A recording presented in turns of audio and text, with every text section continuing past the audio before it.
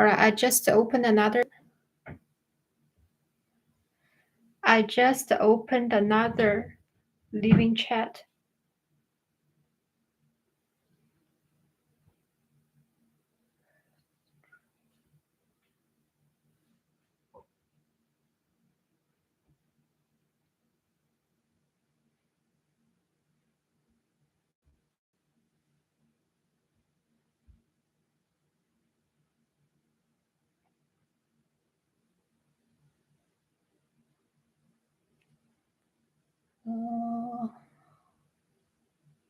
Let's see.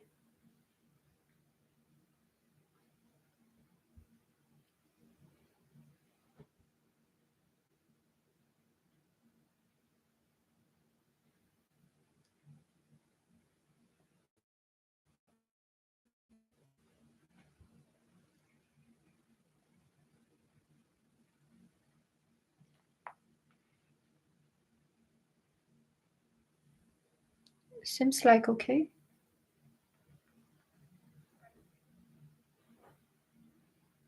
Hello? Okay, the sound is okay.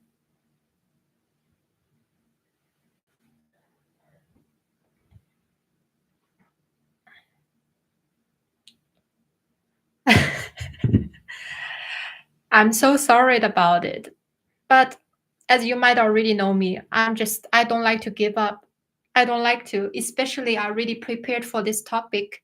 So I know that it's already the third time again, just like yesterday. I'm terribly sorry about this, but I'm not gonna give up. First of all, it's from good intention. I'm trying to share this information just to help people. So I hope people can understand, and as long as now it work out. So yeah, let's just continue. Yeah, give up is not my nature, especially for things like this. No problem. Just keep. All right. Thank you so much. Yeah, this time, yeah, for me it's okay. It's just a lot of people in UK now they just go back from work and they just watching Netflix now. So might be the oh hello hi friend. Yeah, you are the one who suggested me for this topic, isn't it? Yeah, that would be great. Yeah. Okay. So I'm thinking maybe I'm just gonna from the start just forget about the previous two. You just I stream for 20 minutes and it's blockage, and another time just out of internet. Oh, no problem, no problem at all. Okay, let's start from the beginning. Uh, okay, let's start from the beginning. I actually prepared for it. Okay. So, okay, from the beginning, I want to say my understanding about philosophy, it's never above life. It have to participate in life. If you want to learn a system of philosophy just to show off like, oh, look, I'm intelligent, I'm say things that other people don't even understand, that is just to satisfy the ego. And things like this, eventually you will just feel disconnected with people, and it will never bring you happiness. So no need to study philosophy with that kind of shallow purpose. No need. The only reason why you study philosophy is because you want to understand life and appreciate life in a deeper, with a more wise perspective, and you can connect with life in more depth. This is the only reason why we study philosophy. So, even though when you study, during the time when you study, you should have more pure mindset. You are not going to always thinking about, oh, I'm going to use this in this way. How am I going to use it? Because that is kind of like you always want to persist. And knowledge is not something you use, you process it. It's something you let it flows through you. So this kind of like enjoy wisdom without precision. This is what we're trying to see here. With this kind of attitude, you're going to have a lot of wisdom in life, and you can easily use philosophy in practical way, and you will gain the most through this way. So this is why And this is a good opportunity for me to talk about this topic so I can prove to people that this relational non-duality I'm trying to build here is not just metaphysical or something like that. It actually can be very practical. Uh, just a minute. Now the AI community is realizing that to get to general intelligence, AI will have to become embodied. Yeah, you get to general intelligence. Yeah. Okay. Just let me focus on this just for now. We can talk about that a little bit later. Um, yeah, because I actually prepared this for a while today. So the reason why now I choose to talk about this topic is because Dasara, my friend, you mentioned that you would like that me to talk about this, to discuss about this topic. So to me, that if somebody needs some information immediately, need this, then I have to share it. Doesn't matter. Even I was planning to talk about this a lot long after, but I cannot because that is selfishness. I just want you to, just to wait to satisfy the ego, or if you systematically study, one day you understand. There's nothing like that. No, nothing. It's just because I put the stage like that.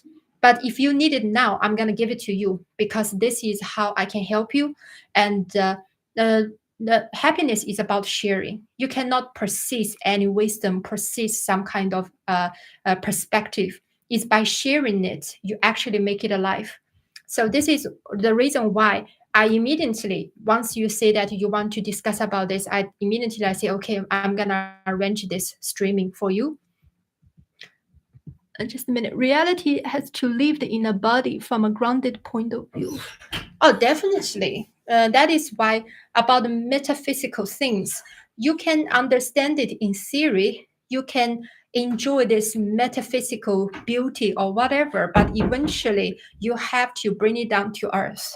It's not like bring it down. You just live through your real life. That is the purpose about philosophy, the real purpose. Otherwise, it become everyone, this just pure rationality. That's just, yeah, we already talked about that a lot in Olivia earlier. So that's no need. So now let's analyze what is fear, what is pain, and what is pleasure. So sorry, I have to do this again because later after I'm gonna delete the previous two. That's just like the blockage of the internet. So we're gonna understand it from scientific perspective. Why we have fear? Just have a think in this. Why people have fear? In the ancient time, imagine you live in the ancient time, you know, like our ancestor. You see there is something moving in the grass. So there are two persons. One person think, oh my God, there must be a monster. There might be something harmful and dangerous. And another one think, no, there must be nothing at all. So the first one, just to keep safe, stay away from that moving thing. And another one think that is nothing at all, just walk towards it. And guess what? The thing is, the first one who is more aware, highly alert about the danger, he just he survived, and the one who walk into the danger actually have lesser chance to survive. This is why the fear has is a fundamental function for self protection. If we don't have fear, we will not even survive till nowadays, because most of the people is gonna be within some kind of dangerous situation without self-aware, and they will just they will have lesser chance to survive. So this is about fear. And let's say about pain. Pain is also, imagine if you get cut or get hurt, and then you don't even know because you don't feel pain. Then what's gonna happen? You're gonna just keep bleeding to death. If you have a wound, you will feel painful, you will feel itchy, you will need to deal with it, right? That's what we do. And guess what? It's because you feel painful at the beginning, and then you deal with it. And then you can survive, you can fix the thing. If you don't even deal with it, you don't even feel, you don't even have the sense of pain, then you will also not survive.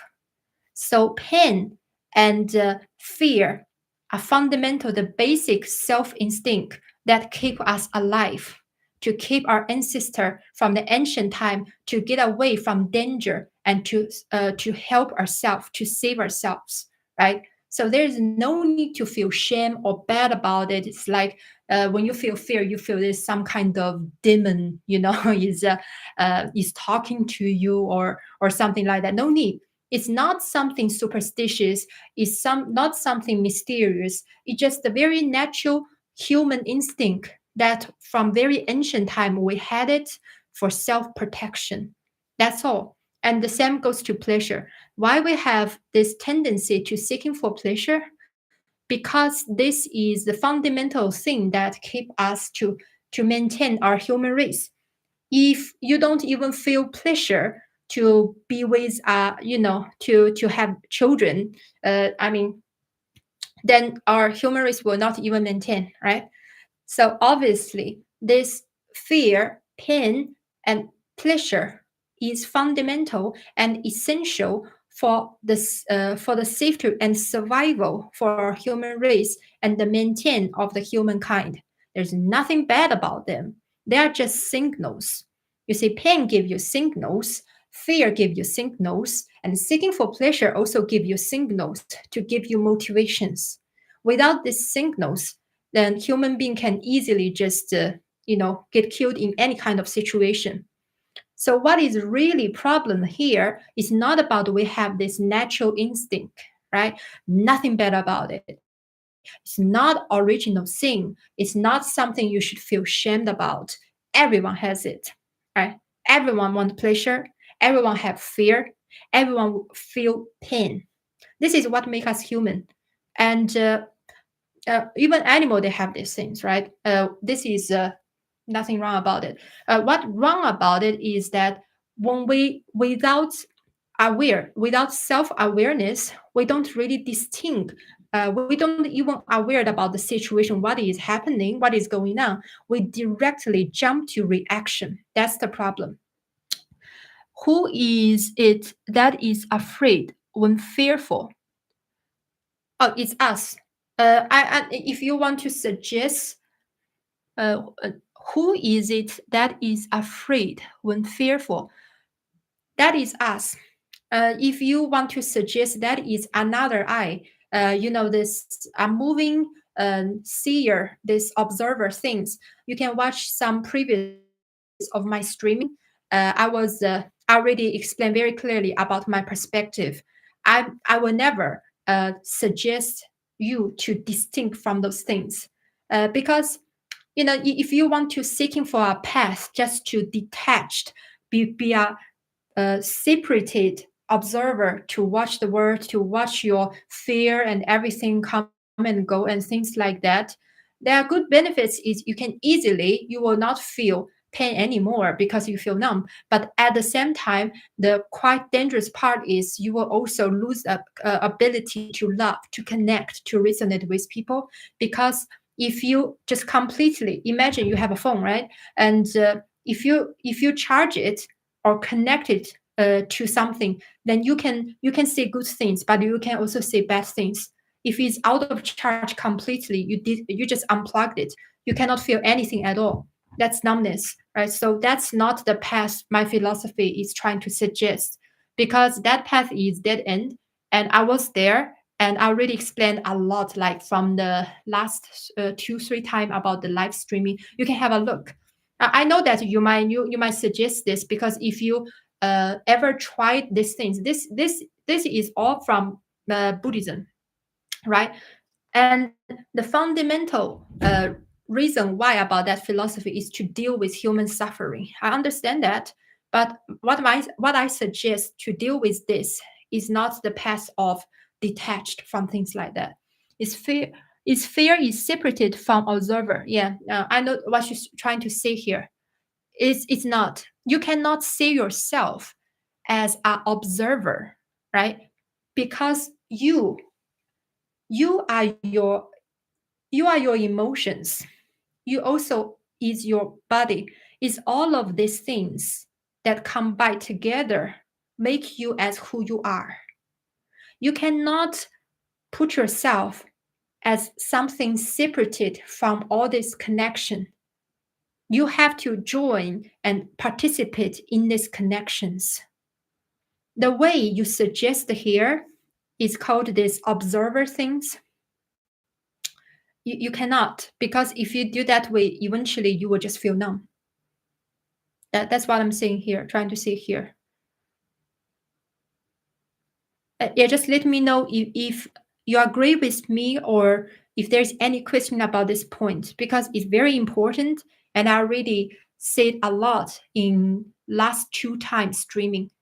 So I gonna, yeah, if there is anything you not agree or you feel different, you have to let me know right now so we can have a further discussion. It's a serious thing, because if you choose to that path, you just separate yourself completely from your body, from your emotion. That, in my eyes, that's escapism. If you try to escape from this world, then you don't feel pain, you don't feel joy, and for a long time, the only thing you're gonna feel is loneliness. Yeah, because things like this, humans' nature is that we always seeking for fix the relationship. We want to feel the flowing energy through us, right? We are like a river. Everything in this world is flowing energy like a river, like the Mr. Don suggests. That's how it is. It's ever flowing, ever fresh. If you want to disconnect from this river, you don't feel the pain flowing. You also don't feel the joy flowing. You don't feel anything. So that's not gonna be the path. So fear, fear is something you have to understand it as a signal, right? Fear, pain, and when you just constantly, you're just seeking for pleasure, that's all signal. That's telling you there is something a little bit off about your connection, rather with yourself, or rather with the universe or the world, or with other people. This is the part I keep saying that. If you want to say like what is the key for happiness, the ultimate truth is these three connections: the relationship with yourself, the relationship with other people, and the relationship with this world, with universe. If one of it or two of them or three of them all just blockage or damaged or disconnect, of course pain will happen, because that's where suffering start to come, because there are blockage of energy. When this blockage of energy cannot be fixed, you will constantly feel painful. But how you deal with this is not by completely abandon this relationship. It's not like, okay, doesn't work out, I cannot have some like rebuild the connection with myself, so that's it, I give up, I just cut this relationship with myself. That's not the way.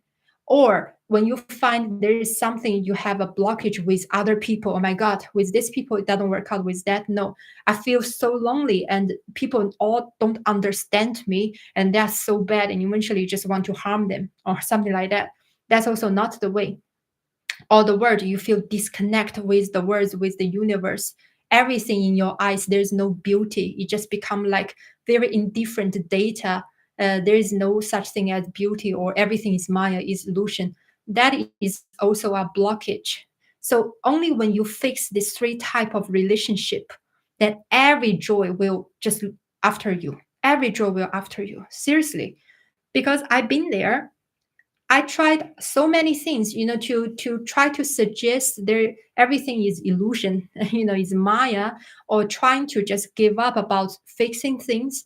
All will never work out. You will just feel, oh my God, I'm going to the wrong direction. And eventually you will figure out, oh my God, you are going to the wrong direction for a very long time. And then you will turn back because it's a dead end. That's just how it is. If fear and the observer are not separate, what exactly is here right now? Are not separate. Okay, this is about how you understand the self, right? You understand the self as if something separate. This is why about this non-duality is so important, the understanding here. If you understand the self as something separate, distinct from other things, that is metaphysical. That one, God, again, can you hear me?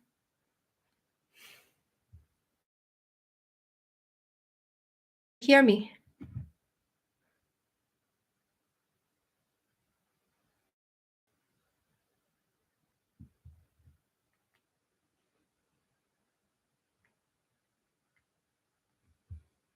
Okay, okay, okay. So if you understand that self is there, is dominant, and other things, emotion, fear, are all unreal, if you consider it in this way, you can never build the connection with yourself, right? But the thing is, if you understand that self of you, okay, you can call it as observer. Okay, from your perspective, because that's a dualistic perspective, right? Observer and something to be observed, right? In my understanding, there is no such thing, because you is something you can only understand it in the holistic and relational structure. That means you are the combination of your emotion, of your body, your consciousness, and whatever you are in real life, the relationship, your relationship between others. If you are a dad, that means who make you a dad? Because you have a relationship with your son, right? With your children. If you are a teacher, what make you a teacher? Because you have student. So all of this make you who you are is built upon relationship. If the relationship is gone, your identity also gone, right? This is what is about I, this individuality, your sense of who you are is all built upon the relationship. Your relationship with your body, your relationship with other people, your relationship with the universe, right? So if you want to understand that I is just a ontology and which is completely separate from the relationship with other people, other thing, or with your own body, this kind of understanding eventually will only lead you to detach from all of the things, and you will find that numb. You will feel really numb. That my God, I don't feel the connection with anybody anymore. I don't feel the connection with myself anymore. I don't feel the connection with the world anymore. I just feel numb. That's how you feel. And if you feel in that way, you can numb your pain. But at the same time, because every human being have this natural tendency, and there's nothing wrong about it. It's not our original sin. It's something that you'd like to build relationship with the world, with people, with yourself. You want to have self-love, and you want to be loved by people. You want to share people your love, and you want to love this world, and you want this world to love you back. All of this love, this resonance can only exist when relationship is there. Without relationship, you want to be isolated from everything and you want to feel this joy is impossible, right? Impossible. So this is why by that way, you can only just feel lonely. You feel like you are detached from everything, but this loneliness eventually is also suffering. That's just how it is. So observer is observed. Uh, Look, I would suggest you to kind of understand these things, to not by observer observe, because this is just dualism, right?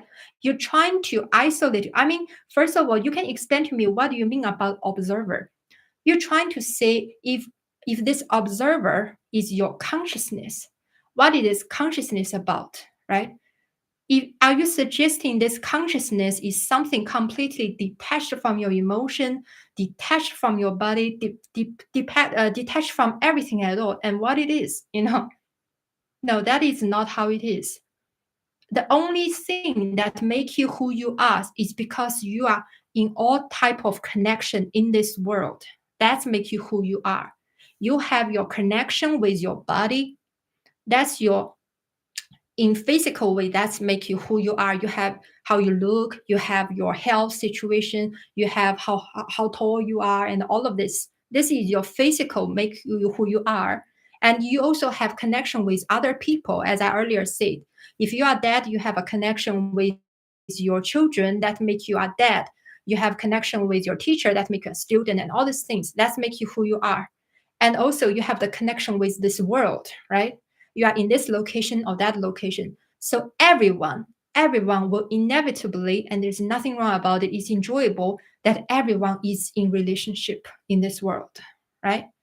Don't even imagine you can abandon it. If you say you want to abandon all type of connection, then only a person who is dead, even the thing is, even a person is dead still in relationship, because your body will go back to the earth and become neutralizing, the plants and the earth become one part of the dirt, dust. That is also relationship. Everything is always in flowing relationship with this world. There is nothing wrong about it. So I would suggest you first of all to abandon these things or trying to transform this perspective about observer observed, this very very dualistic thinking. I know where it comes from, right? I was there. I was into Buddhism. I was into Advaita Vedanta. Is all suggesting that. The only reason why they're suggesting that is because they feel in this way you can easily detached with everything there, right? If you are observer, everything is just being observed, right? They are not even ultimately real. They are just kind of like illusion. Let them come and go, right? I understand that's just called escapism. That's just escapism. Only I would suggest people to use this path when they deal with such a really like hopeless situation in life. Like there is literally no way they can fix anything anymore. They use that. But for you, I would suggest you're still young, you're still full of potential to deal with situation. So you don't need to give it up in that very extreme way. And I don't want to repeat this anymore because this I already did so much talk about in last two time streaming. In last two time, I already say very clearly about this. So, okay. So we already understand that all of these things we're talking about, the fear and the um, pain, and the reason why we are looking for pleasure, all has is very important meaning uh, in the time that in ancient time. But nowadays is you can easily trigger these functions and easily misread informations, right? Imagine in ancient time, the reason why the trigger your fear is because you think there is some dangerous animal is gonna harm you. So okay, your fear get triggered. All right. The reason I ask these questions is because I notice most of us live in the idea that we are the one observing life, like separate from it. Um, I would really appreciate if you agree with what I just said there. Um, I don't think so. I mean, most of the people, they participate in life. Uh, the people who suggesting they just observing life, I think mostly is get influenced by Buddhism. They would actually, because this is quite, to be honest, in worldwide is quite unique. Almost like Buddhism have the copyright about it, about the being observer, about all of these things. I think in a lot of different culture based on their philosophy and everything, they might be more participate in life. But the problem is sometimes the way they participate in life is a little bit out of control. For example, just seeking for pleasure, just go do drugs or just pleasure, nothing else matters. And that eventually leads to really bad consequences because they damage their health. They seeking for pleasure based on hurting other people eventually damage the relationship with other people, or they seeking for endless of enjoyment of material enjoyment that damage the earth. Eventually there's no future and there's no happiness. So oh, that's great, you can hear me. Yeah. So I would like to suggest that we should first of all we should participate in life, right? All of these things you mentioned, fear, pain, pleasure, nothing to be shame about them. And they are part of you, they're part of your natural instinct, the function that it's okay to trigger it when situation is like that, right? For example, if I cut myself, I would be really grateful I can feel painful, because if I don't feel painful at all, I wouldn't even notice. How can I actually deal with it? Just imagine. Right? You say I have the major bites, last time when I go travel to North Scotland, and I get a lot of bites, right? But it's okay because I know it's bites, and then it's itchy and everything, so I put the medicine on. If I don't even know, then I don't put the medicine on. Things can only get worse, right? Fear is also okay, but the problem is nowadays, fear could so easily happen to any kind of unnecessary situation. That's the problem. Like maybe you just read all the messages, like you post something in your Facebook, and then somebody said, just press a laughing emoji, and that's it. You start to doubt yourself, or am I actually just am I just a joke in people's eyes? And then, for example, you express your idea in a group, but unfortunately, everyone is just debating with each other, and they are not really in good mood. So somebody say, for example, just your perspective is like this, like that, is useless, or suggesting this or that. If you just easily, because of this, you just go to the mood of fear, of anxiety, that is just misuse of your function. Like fairness should be only triggered when some serious situation happened, right? For example, you're just walking in the night, and then suddenly somebody very dangerous just using a knife in front of you, right? That time fear should be triggered, because if fear not triggered, you might actually in danger of your life. But in nowadays, the situation is any type of stress, even in social media, just trigger your fear. So how could people live a peaceful life? Just think about it. And that's what I'm trying to say here, is we have to be more wise about what time we should allow these things trigger, and in what time we should understand that we're not necessary need to be that fearful. We're not necessary to be so much, so sensitive about things. And when situation not get fixed, when the blockage of energy get really serious, and when some kind of connection is blocked, that's where we have pain, right? You have pain in your physical body, and you also have pain in your emotion. And that is the time that we need to figure it out, how to fix this smooth energy flow. Because there are some kind of blockage in your life, especially in emotional way. A lot of people feel that. Just think about it. Among all this kind of connection, what mostly people feel nowadays, the pains come from, is they feel hopeless. They feel so much unknown that make them feel scared, and also they feel lonely. That is majority of how people feel painful. They feel nobody understands them, and all of these things. So just a minute. What could be the root cause of fear psychologically? But I just explained a little bit earlier. Psychological root cause of fear psychologically, that is because we have this natural instinct to protect ourselves. That's the cause. That's from scientific way to understand the cause. Yeah, I mean, later on, after I record this video, you can see a little bit earlier, I already see it very clearly about that is the cause of fear psychologically. Because something that might put you in dangerous situation, and your instinct tell you that you should keep yourself away from that. And then when people think in this way, they have higher chance to survive.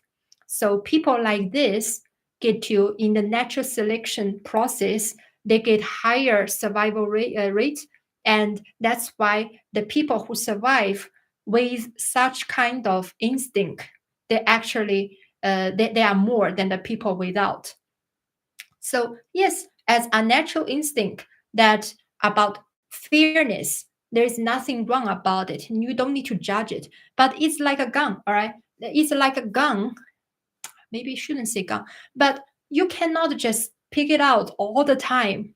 That is not good to you, not good to other people, right? Because things like that is only you should consider it, even just to consider it in very extreme situation, like your survival is challenged, your survival is threatened. Out of self-protection for your survival, you use that function. You shouldn't use this such function when everything is okay. You're just oversensitive, and then you trigger your fear. And when you are fear, you feel scared of losing your own, like anything, lose power, lose money, lose your social status, and or you fear that other people are better than you, and out of that people will have jealousy, will have low self-esteem or too much ego, and eventually people do things to harm themselves and others, and that's not fair to ourselves or to others. This is what I'm trying to express here. Okay, so isn't the thought and time could cause the fear? Time could thought thought and so if you say like, okay, for example, the situation of the ancient time, you see something moving in the grass, right? You don't know what it is, but you have a instinct that it might be something dangerous. That is also a thought process, right? So you thought is something dangerous, so you want to keep away from the danger. So yes, in this process, the thought is involved. But you cannot say because you feel fear because of thought, and then you just completely abandon thought, or you consider thought is relatively not real, or you become an observer, and that's not the path, right? Because when you separate yourself from all these things, you will find really is numbness. You cannot even seeking to rebuild any connection, and if you don't build the connection, there is nothing, no validity is flowing through you. The only thing you feel is just more empty, more lonely, and more pain. It's inevitable. And time could cause fear. I'm not really understand what you mean. Time could cause fear. If you're suggesting unknown, like right time through the time that we're getting old and we don't know what is going to be in the future, this unknown give us fear. Mm, that's true. I mean, unknown is one of the major cause that people feel scared, right? uh, because we don't. But essentially, it's still that's the fear out of we don't know we're gonna lose something, right? Why? Because I don't know. Maybe tomorrow, if somebody is very wealthy, their fear maybe tomorrow they will not have the wealth anymore, or maybe their body will not be healthy enough to enjoy their wealth, the wealth. Or if somebody in high social status, they are feared maybe next day they will lose the status out of some reason.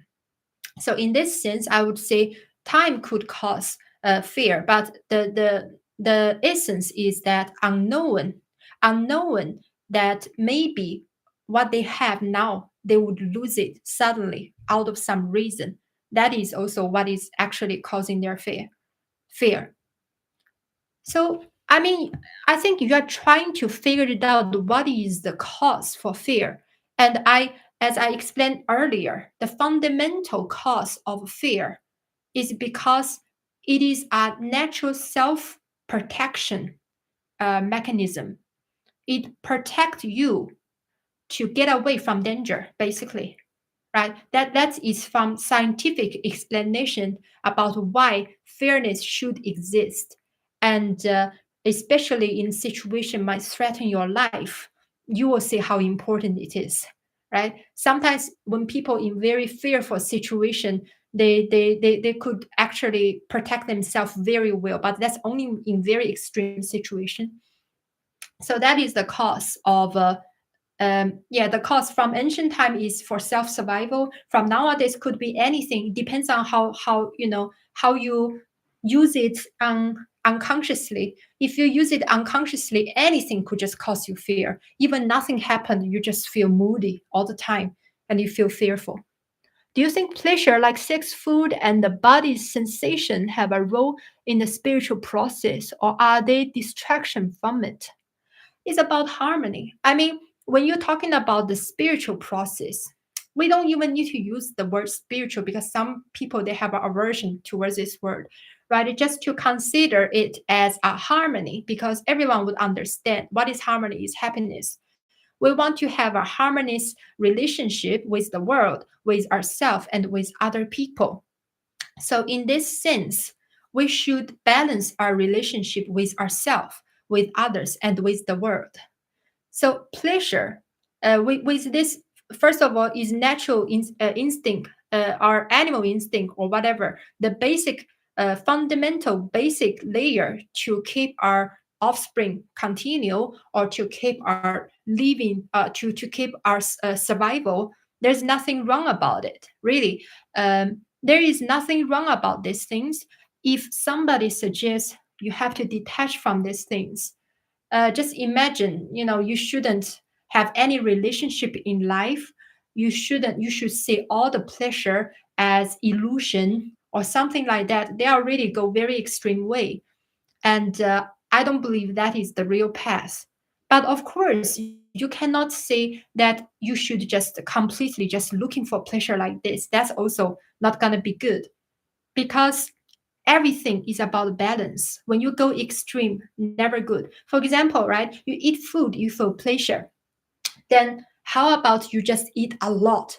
I like cheesecake. I like it very much. But mostly just 1 month I eat it once.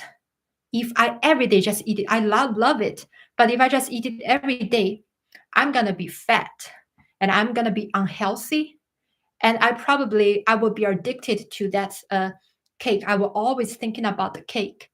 So is that going to be good for me? That's not good for me. So this is the time that when you consider all of these things, you have to be very reasonable and rational. You cannot only just driven by your natural instinct and just by emotionally you want it, so you just have it non-stoply, and that is never gonna be good. So it's all about balance. It's about that you have to keep it in a harmonious way with yourself. Because, for example, let's say a very extreme but very easily understand example, doing drug, right? First of all, I never do drug. I never smoke. I never drink coffee, actually. I never drink beer.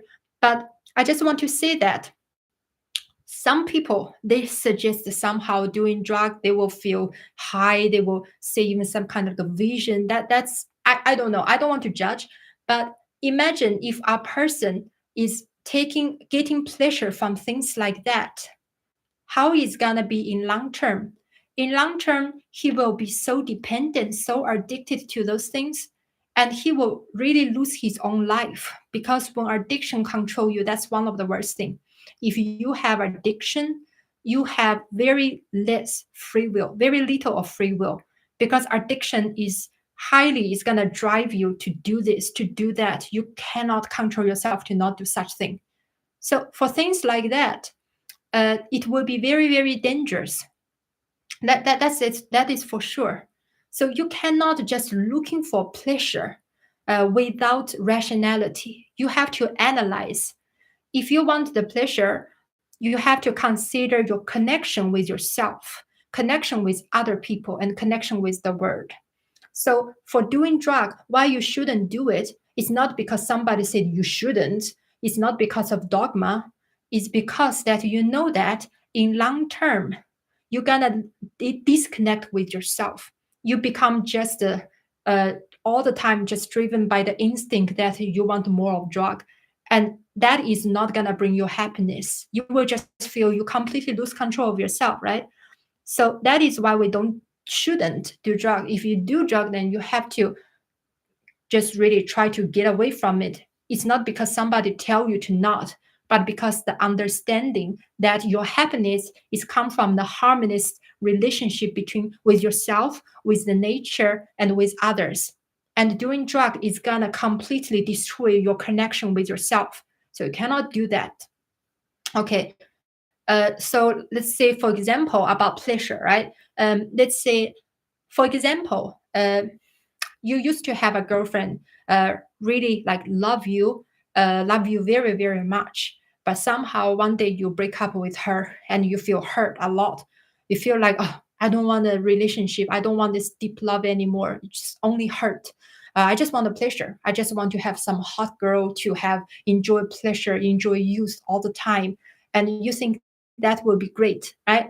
And eventually, what will happen? What will happen is maybe somebody actually sincerely love you, but what you want is just pleasure. You don't want a serious relationship. You don't want a commitment. You don't want to enjoy the depths of love with her. And eventually you hurt her feeling. So for that kind of reason, eventually you hurt other people. And the more you do things like this, the more you are difficult to build the sincere, authentic relationship with other people.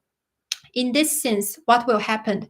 You will damage your ability to love and to be loved, and you hurt other people. So that is why we don't do this. We are not going to, seeking just for pleasure when you are in relationship. Where we should be responsible. No matter who you are with, you should give your heart. Of course, you should choose wisely, but you should have responsibility and be sensible and responsible for the relationship. This is why, because you don't want to damage your relationship with others. If you damage your relationship with others, you are not going to easy to love and to give love and to be loved again, because you know that you hurt other people, and after that you will also feel scared you be hurt. So, in that sense, how difficult the trust can be built, you can imagine. And trust is everything. If you cannot trust in the relationship with others, is everything. If you cannot give trust to other people and other people don't trust you, and in this kind of relationship, you can only have loneliness. A lot of people, when they are rich, one of the biggest problem is they become so suspicious. They suspect everyone be with them just for money. It's the same as if somebody is pretty, somebody is hot, and she will suspect everyone with her is just for pleasure. It's very simple. And that is why I'm suggesting here, building relationship between you and other people is essential to get your own happiness. If you are not you are unable to trust, you are unable to love, you are unable to receive love, that will cause you pain. Pain of what? Pain of loneliness. Pain of loneliness. Sincerely, like a lonely person, they will always craving, they will always want pleasure. Why? Because they want this authentic connection with others, but they cannot get it. So they can only seeking for some other way, like doing drug, alcohol, or just casual things like that. And eventually, they will only go deeper loneliness, because what they gain is never enough to give them this authentic feeling of connection. So this is why we shouldn't do like that. This is reasonable, logical. It's not made up dogma, but you can see how reasonable it is. We shouldn't do that. And the third thing is about you shouldn't be like what? You shouldn't be so materialistic. Why? Think about it. Because if you're being very materialist and you buy a lot of things, eventually you know that whatever you do like this will damage the earth, right? If you damage the earth, if the earth become more like damaged, and air is polluted, water is polluted, everything is polluted, and because of our action of so much consumerism, so much of desire of buying stuff, about chasing money to just own more things, and eventually you wouldn't be happy, because you wouldn't be happy if you live a world with everyone is just trying to persist things, and the planet just get worse and worse. You wouldn't be happy. So this is very simple and easy to understand. This is why we shouldn't be so materialist. So it's easy to make the conclusion when you do some things. that you will understand what you should do, what you shouldn't do. It's not out of dogma. It's not some people made it up, but you can easily get the conclusion. It's because you have your rationality to analyze these things. But can I ask you something? I'm being curious. What drove you to non-duality? What made you start sharing it? Oh, because I think this is the path, and I mean, this is the path for me to bring myself a very, very holistic understanding about this world. And this is also what this world need, to be honest. I do believe so. Because people nowadays, they are very dualistic, or when they suggest they are like very monistic, but they're actually just trying to repress diversity, and that is also not good. So I believe that non duality is the cure. Non duality is something so profound that you can allow and respect diversity. So, okay, let's say if in political way you're trying to understand what is non duality, it's more like the concept of democracy, basically. You can understand is democracy. Okay, this will be easy to understand. So, what is democracy? Democracy is suggesting that you should have your freedom as an individual, right? But at the same time, we all want a harmonious world in the system of uh, democracy, right? You don't want that because of the democracy that people just do very dangerous thing and then they're just yelling, "Oh, I have the right. I can do whatever I want." If situation like that, you will feel fearful and you wouldn't be so happy about democracy. But so what? Should we just go to communism?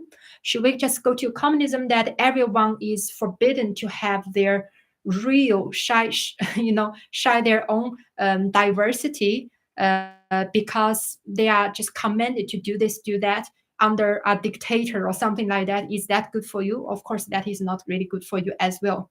So democracy is the path. I believe so, but it also requires people that have more respect and have more understanding about one. And this one I'm talking about here is the resonance. Understand another. Oh my God. When you understand, oh my God, can you hear me? I think it just disconnect again.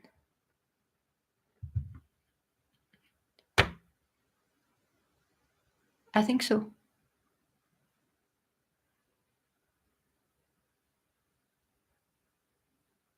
Okay. All right, I continue. So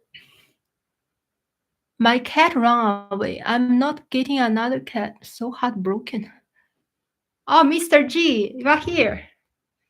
No, cat are like that. Cat just mysterious and they do things their own way. Uh, it's very different to dog. I mean, I had cat before as well. Uh, well, maybe one day the cat will come back. I mean, there are a lot of people when they have cat, they just let the cat go out for a while, and the cat will just return. You never know. You never know. Is non-duality an objective truth or just a way of saying? Non-duality is, first of all, is a way of life. Is a perspective, an understanding that allow you to finally to no more struggle with this world is so different. Everyone is so different. How am I gonna deal with different people, right?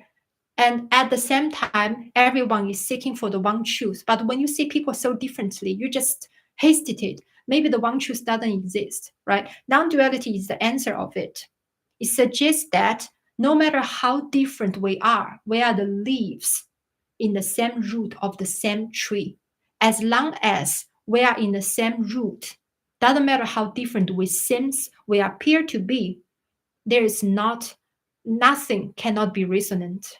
There will always be a way that you can understand people. If there is blockage between your relationship between you and another person, maybe in this way it doesn't work, but there will always be a way work. Why? Because we are all sharing the same root. right?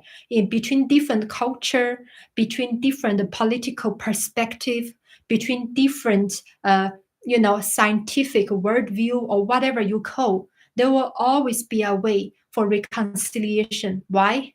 Because we are in the same root. So this is non-duality. This is literally non-duality, that we are one of the roots, but we are diverse as the leaves and the fruit on the tree. And we appreciate each other. We have different fruit, we have different shape of leaves. It's all fine. You will start to enjoy and appreciate the diversity. You will start to appreciate different race. You will start to appreciate different perspective from people, start to appreciate religion, appreciate science, appreciate every people in your life. Even some people think, oh my God, it's hopeless. That person, nobody loves, but you will still be able to appreciate that person in a way. This is non-duality. And if you have this capacity, eventually it will give you the freedom. Because most of the time when people struggle and feel painful, it's because that they found something hateful, found somebody they don't have resonance. But in this way, you can easily build resonance with people. You wouldn't feel jealous of another one if that one is prettier than you, more wealthy than you, or somehow more talented than you. You wouldn't feel this kind of hatred towards that person, because you know that that is just another fruit on this tree. And you appreciate this diversity because you are all sharing the same root of in this big tree of life.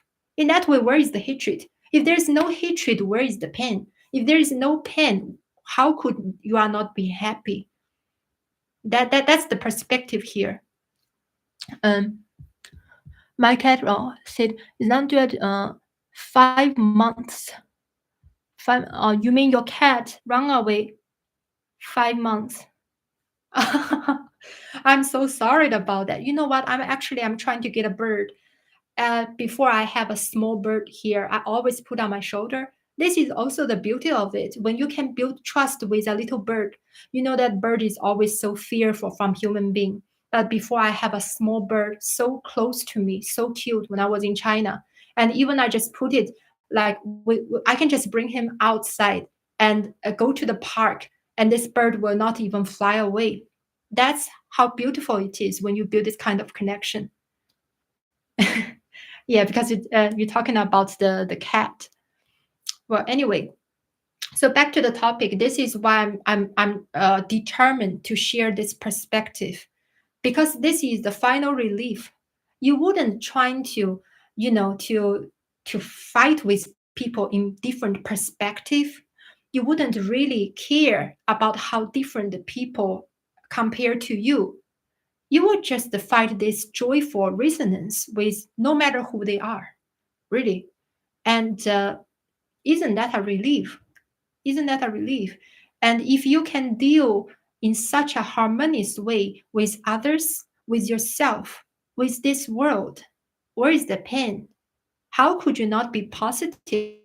Just think about it. How could you not be positive? So fear, pain, in my worldview, I would very rarely trigger the fear, because I would only allow it to actually happen if my life is threatened, right? But luckily, I'm not facing situation like that, so I can barely feel fear. I was just watching American Horror Story, season 2, season 1, just repeatedly. You know why? Because I want to dig more pain from people. I want to know what actually scared them, so I can explain how can we heal those things. But does it scare me? Not at all. Because to me, that's not something to be fearful. Not at all. I mean, I can talk about American Horror Story with you all the time because I really enjoy the series. It talks so much depth about humanity, the shadow of humanity, what's feared and scared people. But all of them, I think there is easy solution. It's just people want to be understood, and people want to have reconciliation with themselves. and people want to feel connected to the world, connected to the universe. Once they achieve this, life is brilliant. There is nothing need to be scared, nothing need to let them feel suffering anymore at all in any level. Really. Um, let's see. What are the subparts of resonance? The breakdown. Uh, Resonance is something. Well, yesterday I explained in streaming. I think we were talking about it. So resonance is more if you suggesting the resonance with yourself, right? For example, you want to be your true self, but for whatever reason you cannot. You have to pretend somebody who you are not, right? And that give you stress. So in situation like that, for example, in front of people, you always pretend to be somebody you are not. And for long term, you will feel this blockage between you and yourself. So there's not really resonance between you and yourself anymore, right? So in that sense, what you should do, you should be real to yourself and stop pretending somebody who you are not. And you should just be more honest with in front of people. Just be who you are. Maybe it's not perfect. Like who am I right now? You say I'm just wear so casual without makeup. This is how I feel comfortable. Why? Because I'm so authentic in this way. I can express so smoothly. Why? Because I'm connected to myself. If I do the makeup, just wear very pretty and all the things, I can still talk and I care about every action I do and things like that. But I wouldn't feel that connected to myself and my thought wouldn't just flowing like this way. And the only reason why now I feel so connected to me, I can say so many things just like this, is because I've been so authentic with myself. When I'm connected to myself, when the resonance is always there, I can easily, a person could easily be very creative, be very positive, be very peaceful.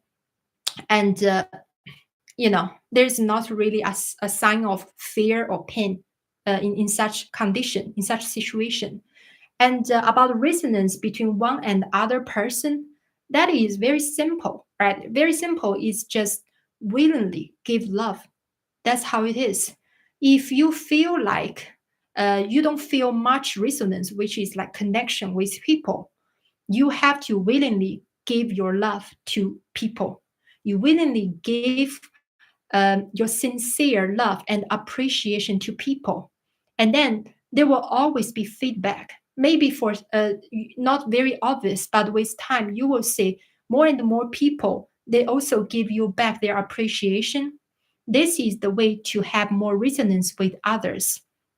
When you have different opinion with others, no more fighting, no more debating, because when situation like that, people just want to prove they are better or they are right, and at the same time, you are wrong and I'm winner, you are loser. Situation like that, there is no connection, there are only conflicts.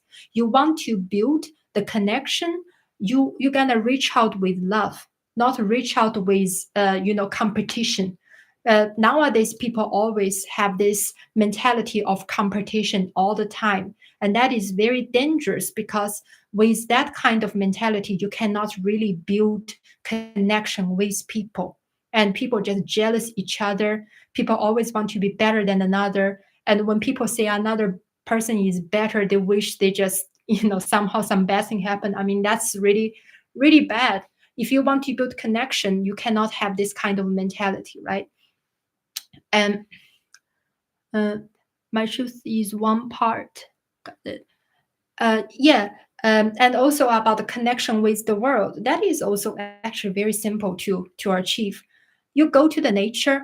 You go to the nature. You just breathe in and breathe out to feel the sincere admiration to the nature. As simple as that. I know it sounds cringy, but it's not really.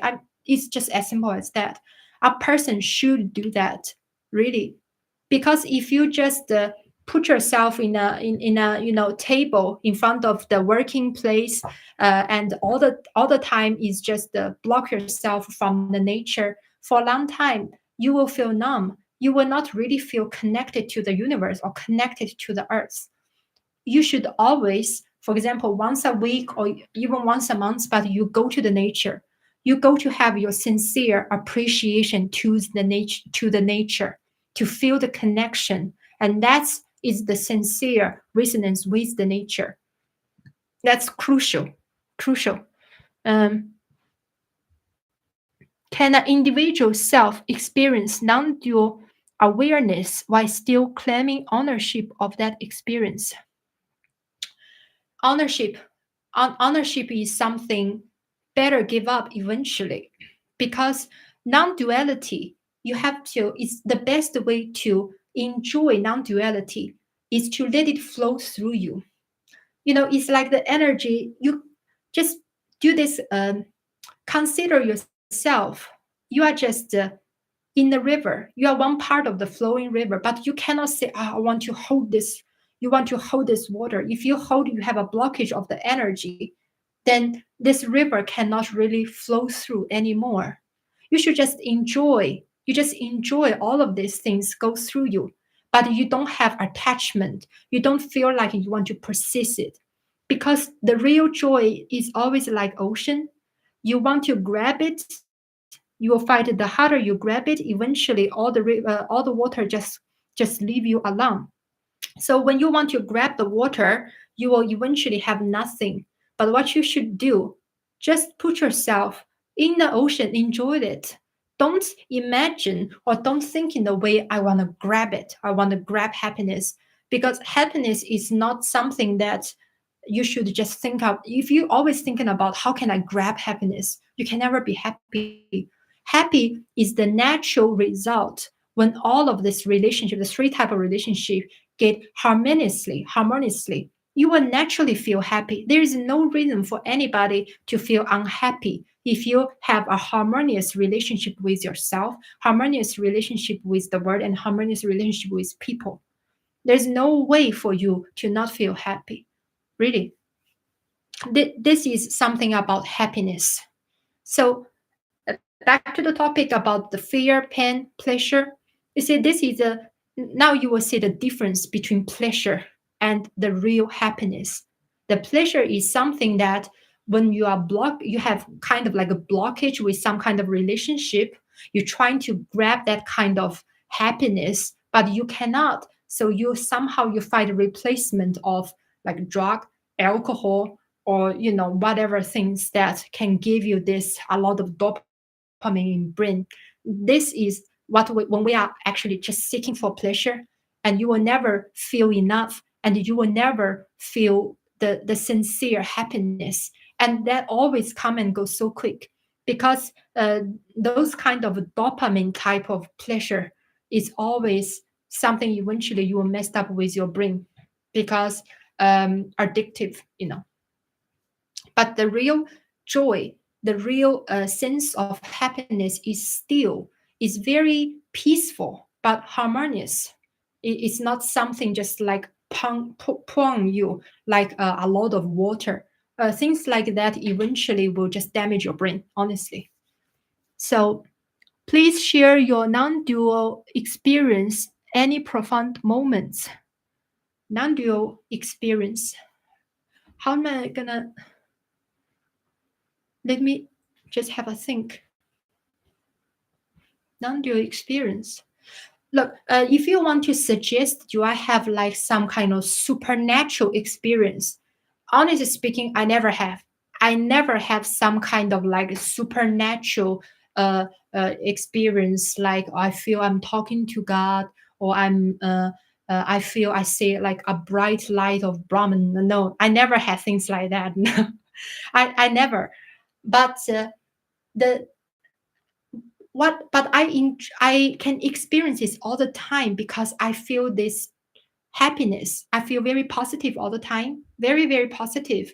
No matter whatever happened in my life, there are also a lot of tough moments happen in my life, but I can always keep positive. I will never doubt the meaning of life. I never doubt that there's no way I can work things out. You see, today again 3 times that it's already third time I do this streaming, because the first 2 times the connection was bad. I feel fine. I feel completely fine about it. I don't feel stressful. I don't get scared because the connection doesn't work out. So that's me. So in this sense, this is what non-duality gave me. First of all, I respect diversity. I respect all people have different opinion. I don't feel, offended when people say different things. And when people trying to attack my point of view or challenge me, I don't feel offended at all because I see the sincere the oneness between me and that person, no matter who he is. And if a person becomes so defensive, I know what is going on, and I will just try my best to heal him in a way. So in that case, I feel very harmonious between me and myself, me and the world, and me and others. So this is my experience. It's very simple. It's not something supernatural. I never had this kind of things. I don't have vision. I don't have those things. I don't know if it's true. Maybe somebody have that or feel like they're talking to God. I never had it, but I'm quite happy with my situation, or quite happy with what non-duality philosophy can give to me. So if somebody want this kind of simple but not some supernatural experience, but just simply enjoy the life and balance the relationship in life, I would really be very happy to share with them about the non-duality. That's all. Uh, yeah, but if they want something supernatural, I cannot grant that because I don't have that, and that's not also what I'm looking for. Because I'm quite happy just like this. That's what it is, to be honest. Thank you for sharing. Oh, thank you very much as well. Thank you, friend, for the session today. Got to go. It's late here. Good night. Oh, sorry, I just saw your message. Good night. Yeah. Next time you can see it. Next time you can join the live stream again so we can share more. Uh, yeah. If there is any topic you would like to discuss, let me know. Just type in. Mm.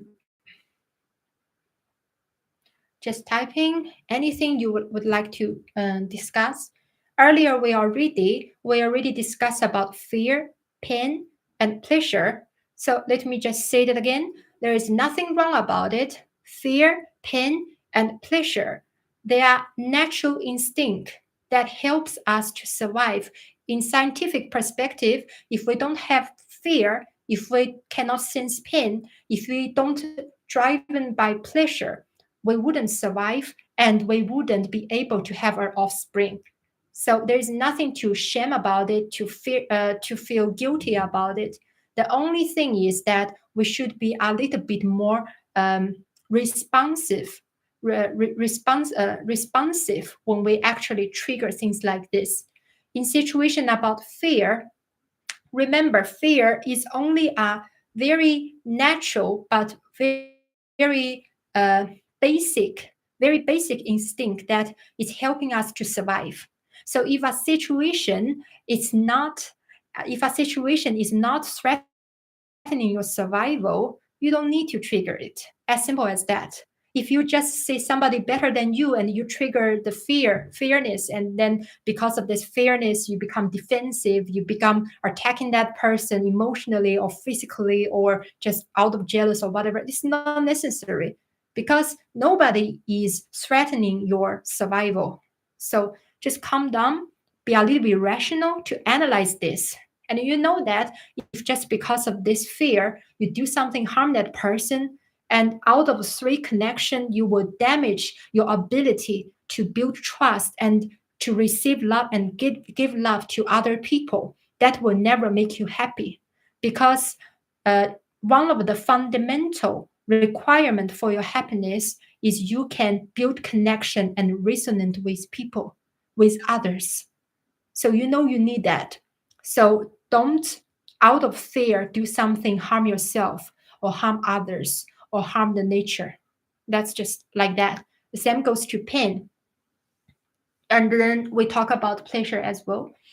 Let's say, somebody else. Just a minute. Any shortcuts to resonate? Shortcuts. Shortcuts.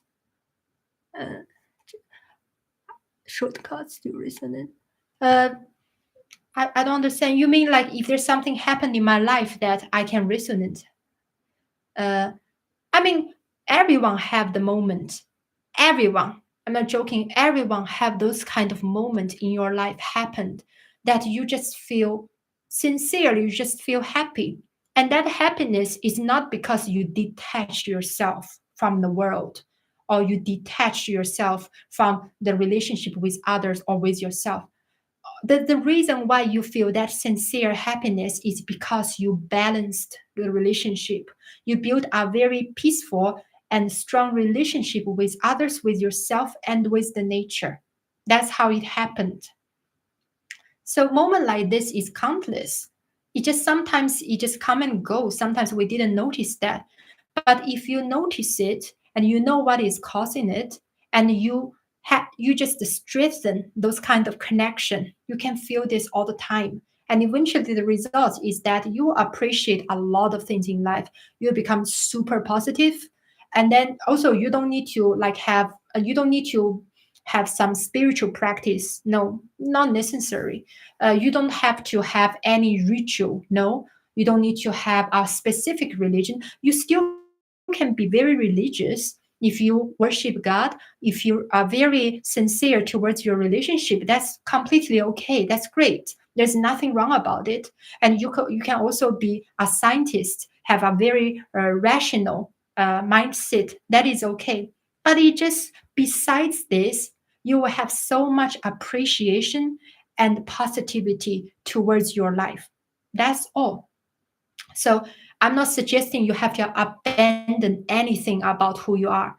You still can be religious, you still can be scientific, you still can enjoy whatever you enjoy, but just based on this, you just still have that. But at the same time, you be more responsible, more responsible for your connection and the relationship between you and yourself, you and other people, you and the nature. That's all I'm asking, because that will only make you more happy, more positive people. And guess what will happen? If people like that are more in this world, everyone would feel like living heaven. I know it is a big dream. Of course, it's a big dream. But don't you think that is what this world need? I mean, if we can somehow to at least to help people towards that direction, this world can be a better place, and me and you will all enjoy in a world like that. Just a minute. Your thought on new age concept, please. New age. The new age. New age. What I heard is that the new age concept is a lot of people misused it. Uh, People misuse it to build some kind of cult. Um, but of course, I mean, what driven it, the whole concept in my eyes is some positive spirit that they are trying to build a better world, as simple as that. And they hope that our world can go to a new age, an age of more understanding, more resonance, more love. It's as simple as that. That's not something wrong. I mean, but the problem happens that when people using this kind of ideology to actually to build hierarchies or to harm other people, or under this concept, they are gaining money or something like that. That's what happened wrong. And when I watch a lot of documentary about cult as well, because it's very important to also to understand their psychology. Like how could things go so wrong? Yeah, because since you mentioned about new age, I would like to talk about it. So to me, what is go wrong at the beginning? They want to build a better world, and a lot of people resonate with them because a lot of kind soul and spiritual people, they want this path as well. So that's why they gain a lot of reputation. And the problem happened when they are get in hierarchy and they have high position and the ego. That's where things get bad, because a person have ego, they just become kind of like a dictator, and they become using other people to get their own pleasure or for their own benefit. And in a lot of extreme case, they become so sensitive. The fear is what we're talking about here again, because they fear of losing this power. So out of fear, they are controlling, very controlling. They let people to do this or do that. Eventually they could just do some insane thing to let people to hurt other people. That's how it become like a cult. This is my understanding, that a lot of cult under the name of new age can be dangerous. So I don't know how it's going on for other people nowadays. I mean, in Facebook group, I see a lot of some Facebook group seems like they are also built some hierarchy about these things, and something also kind of similar as a cult. So I'm not go. I don't want to dig in the detail about that path. I just want to say the concept that want to make this world a better place. There is no need to criticize that, because we are all trying to do something. We're all trying to make some contribution to this world, to help people around us, to make ourselves more harmonious with the environment. If this is wrong, then this world is crazy. I don't think this is wrong.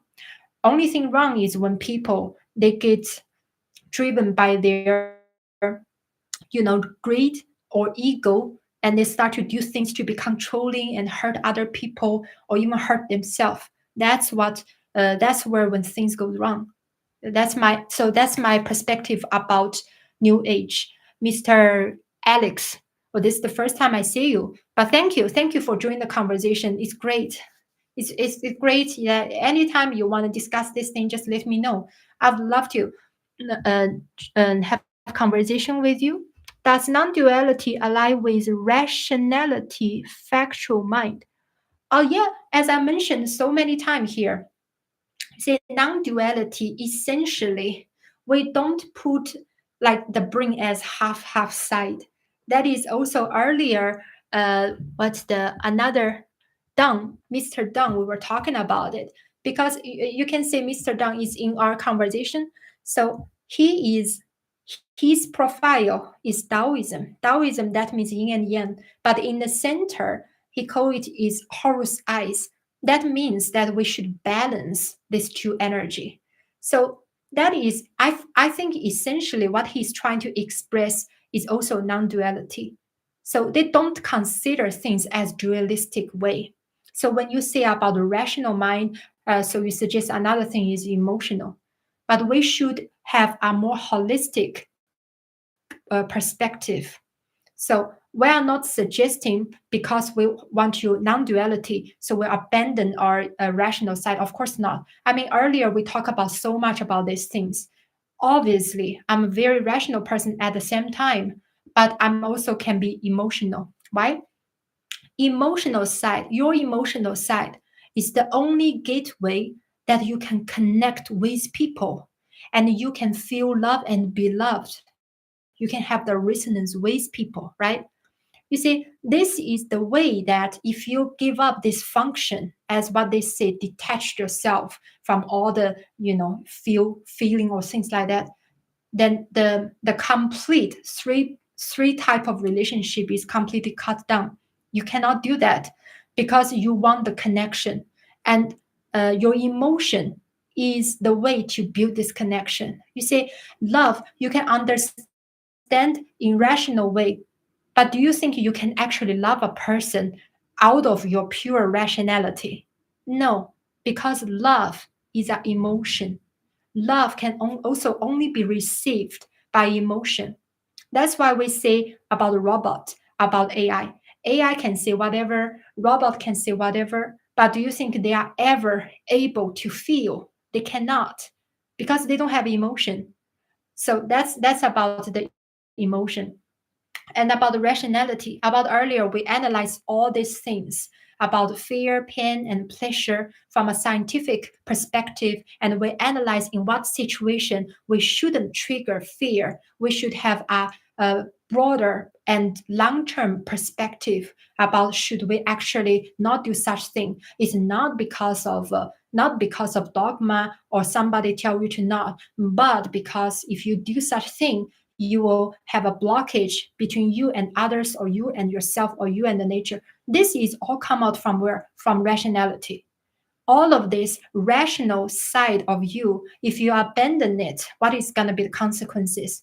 You could easily go superstitious. You will just feel, oh my God, the only way is to, how to say, to have an idol to worship. That's not true, because you need the rationality to analyze your own situation. You don't need to every time to ask a guru, okay, so please let me know in situation like this, what should I do? You don't need to, because you will already have the understanding about in situation in this what you should do.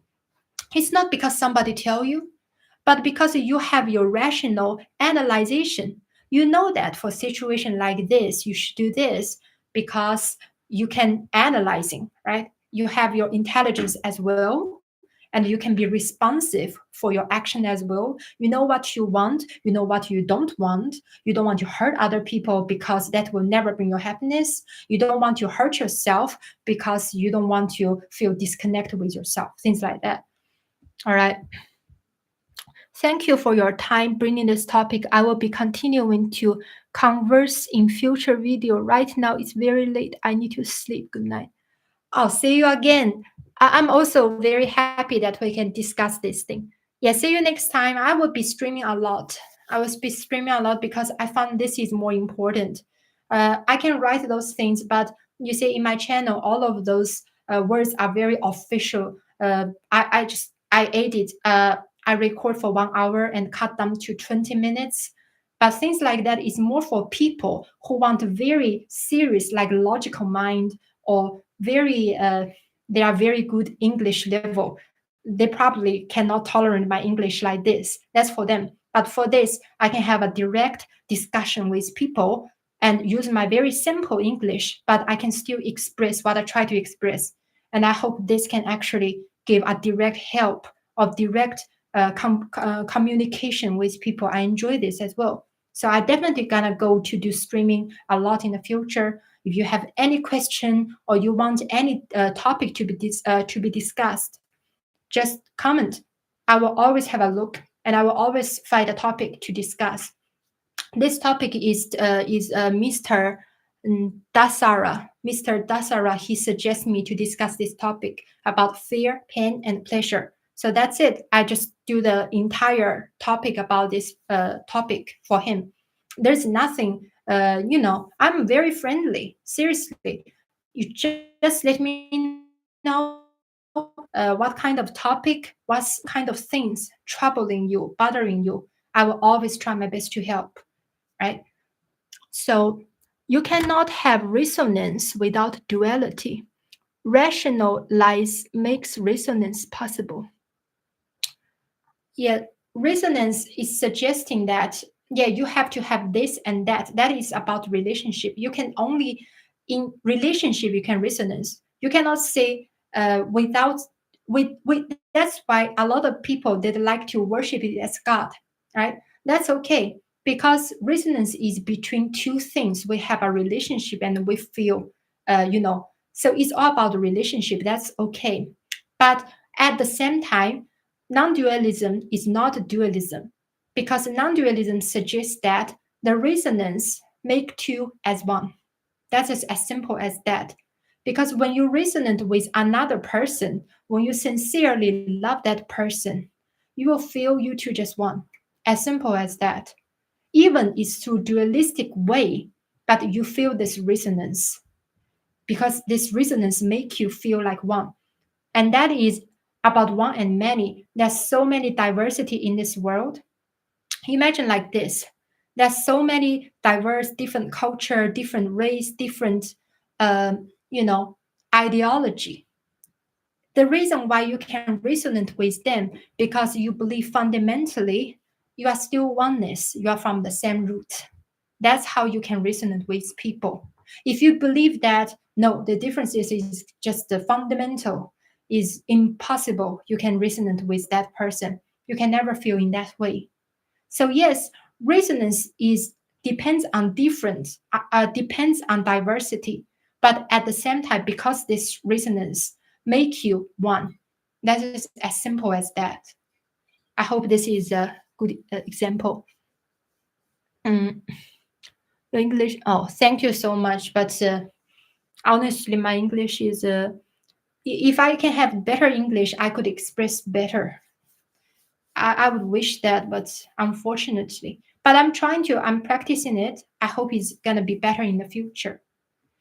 So if there's any question, anything you'd like to discuss, I will be very happy. Um, do you have availability for one-on-one conversation? Uh, yeah. I mean, oh, I didn't even consider that, but I do consider that maybe I can do that in the future. Mm. Honestly speaking, I'm also because now I don't have job. I'm just doing these things. So I hope, and I don't have 4,000 hours of watch hour yet. So I don't have commercial. I cannot have the income yet. Now the only thing I got is that code buy me a coffee. So if you really like my channel, want to support my channel, or just please just have a look of that.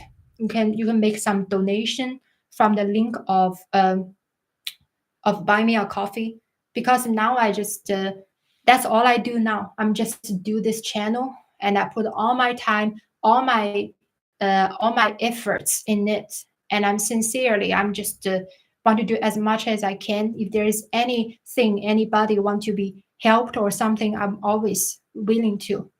uh, yeah, I definitely will consider that one-to-one conversation. Yeah, in that case, you can discuss with me any something like you don't want to discuss with others, but I can help you out with that.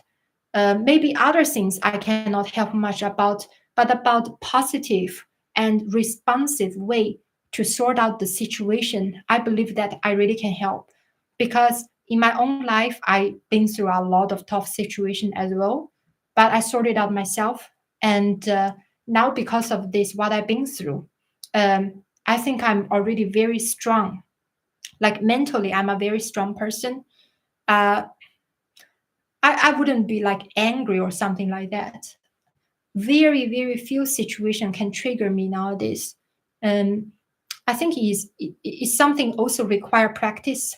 You cannot just say, okay, I know all of this thing, that's it. No, you have to practice all of this tolerance, not just tolerance. You have to practice in daily life about your awareness about what is going on in your emotion. I would never consider I'm an observer from this emotion. But at the same time, I'll be responsive for them. I manage this energy flow in my mind. Like, I don't consider there's nothing to do with me. Actually, I have a great deal to do with it because I'm responsible for it. That's how I feel about these things. Mm. Give me your contact info, please. Contact info. Contact info. Oh, you can contact me from my Facebook page. I have a Facebook link. Facebook link. And I also have buy me a coffee. Buy me a coffee link. Actually, it's funny because I never drink coffee. Yeah, you can find in all of the recent episodes I released. There will always be my Facebook link. You can send me a private message, and I will always say what you say there. And also, I have a buy me a coffee link there.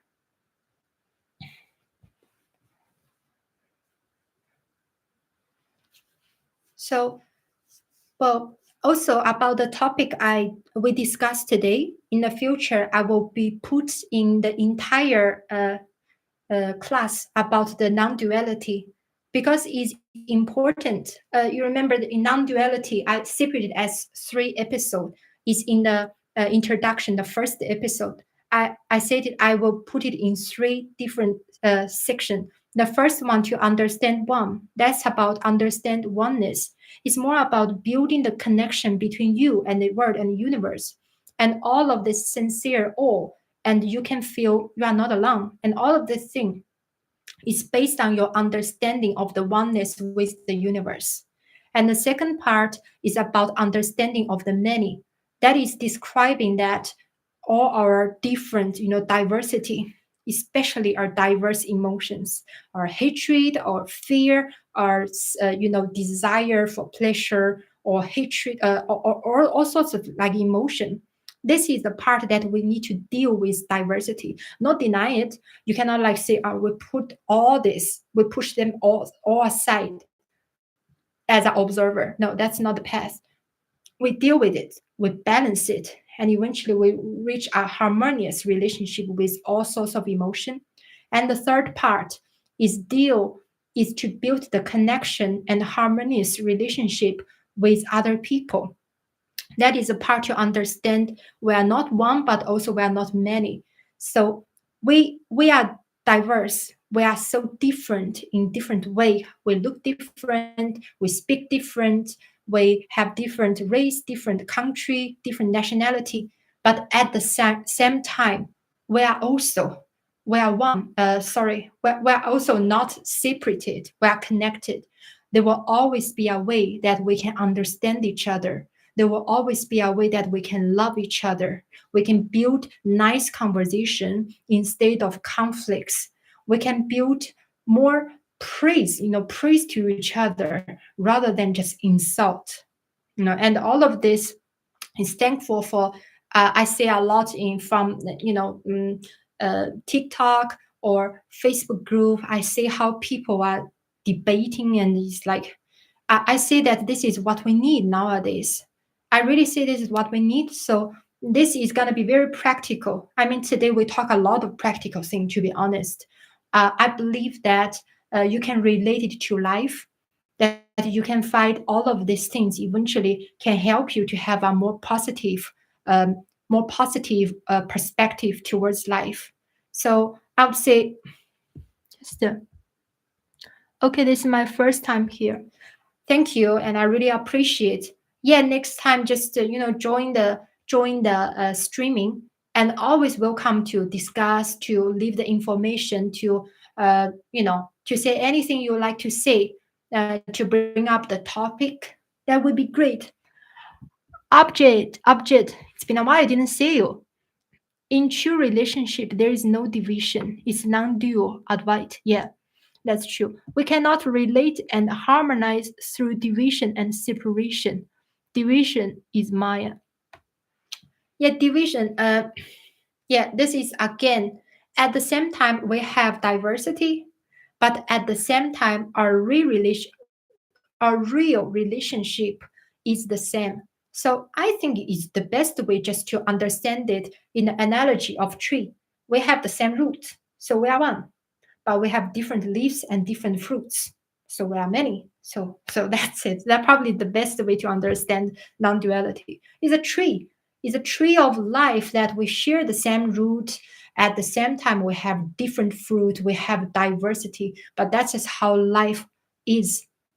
And that is great. That is not a shame. That is not something to be feel sad about. That is something to great, something great, something to embrace. I would suggest that. Yeah. Also, do you have any suggestion about the topic for next time on the streaming? If there's any topic, let me know. So I would have some inspiration because I could talk any topic you interested in. I don't mind at all. If there's something, especially if you want, you have some difficulties in life that you would like to discuss this specific topic that can help you out, let me know. Just let me know. I mean, you can tell me now, or later on, you can leave the comments on the streaming so I will know what's your suggestion. Because today's topic, I think, is kind of like already covered. Let me know what kind of topic you'd like to discuss next time. Is there any idea? Is there any idea?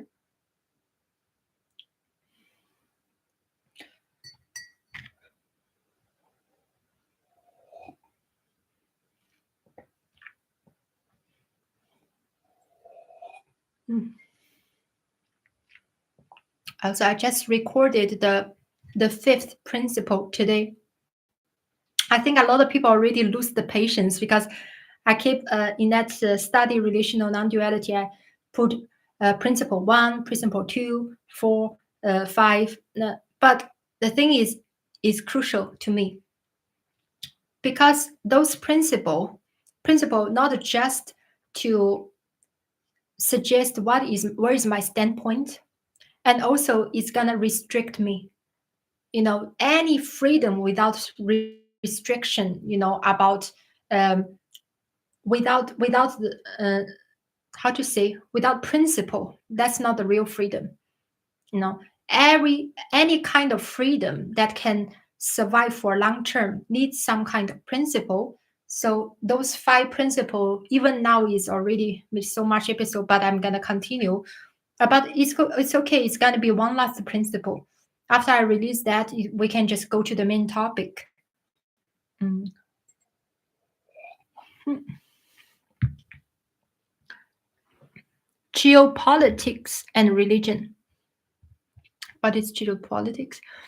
Mr. G, you always write down some words I don't even know.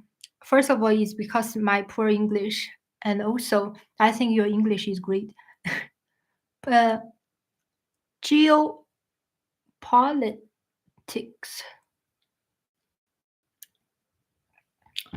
You mean like different religion in different place in the world?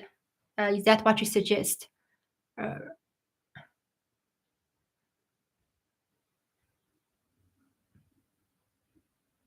are you suggesting to discuss like in completely like different religion over the world? I mean, I really plan to discuss different philosophy over the world. Uh, you remember, you remind me about I should also discuss South America philosophy. So yeah, it's already under progress that I'm gonna write that because a big topic. And I would suggest we can talk about a topic can be more practical, not about less academic. I want that people, whoever, suddenly if they join our living chat, they will find something they can use in life. They can inspired and have some positive inspiration towards life. If it's just about topic, I mean, you say that all the time. People talk different topics about a very academical topic. I think that will be a lot of people, they wouldn't have the patience to listen to those things because they want to gain something they can directly use in life, and there's nothing wrong about it. As I said at the beginning in the streaming at this time, if you study a philosophy, eventually you have to participate it in life. You cannot put as something you learn high above. You have to eventually live the way through it. Otherwise, you are just learning it for to show off how intelligent you are, how broad your knowledge you are. But eventually they have to be more practical, but also at the same time have strong base. So I'm trying to work on this both at the same time, because if a philosophy don't have a strong base and a strong basement, and then it will be very weak. There will be things that don't make sense, or there will be something a little bit twisted. So you have to build a very strong base for the philosophy, but at the same time it will be very very direct that this philosophy have to be used in life. You have to consider philosophy more like a way of living rather than just academical or speculation intelligently. Because that you can say it all the time in Facebook group, and it leads nowhere. Just all sorts of this kind of debates, or it's just about academical debates, and become like a game of words. To be honest, the spirituality of politics, the politics of spirituality. Knowledge applies is resonance. Yeah, knowledge have to be applied, that's for sure. So I don't get it, what does it mean? The politics of spirituality. What does that mean? I'm trying to understand. Can anybody explain to me the spirituality of politics?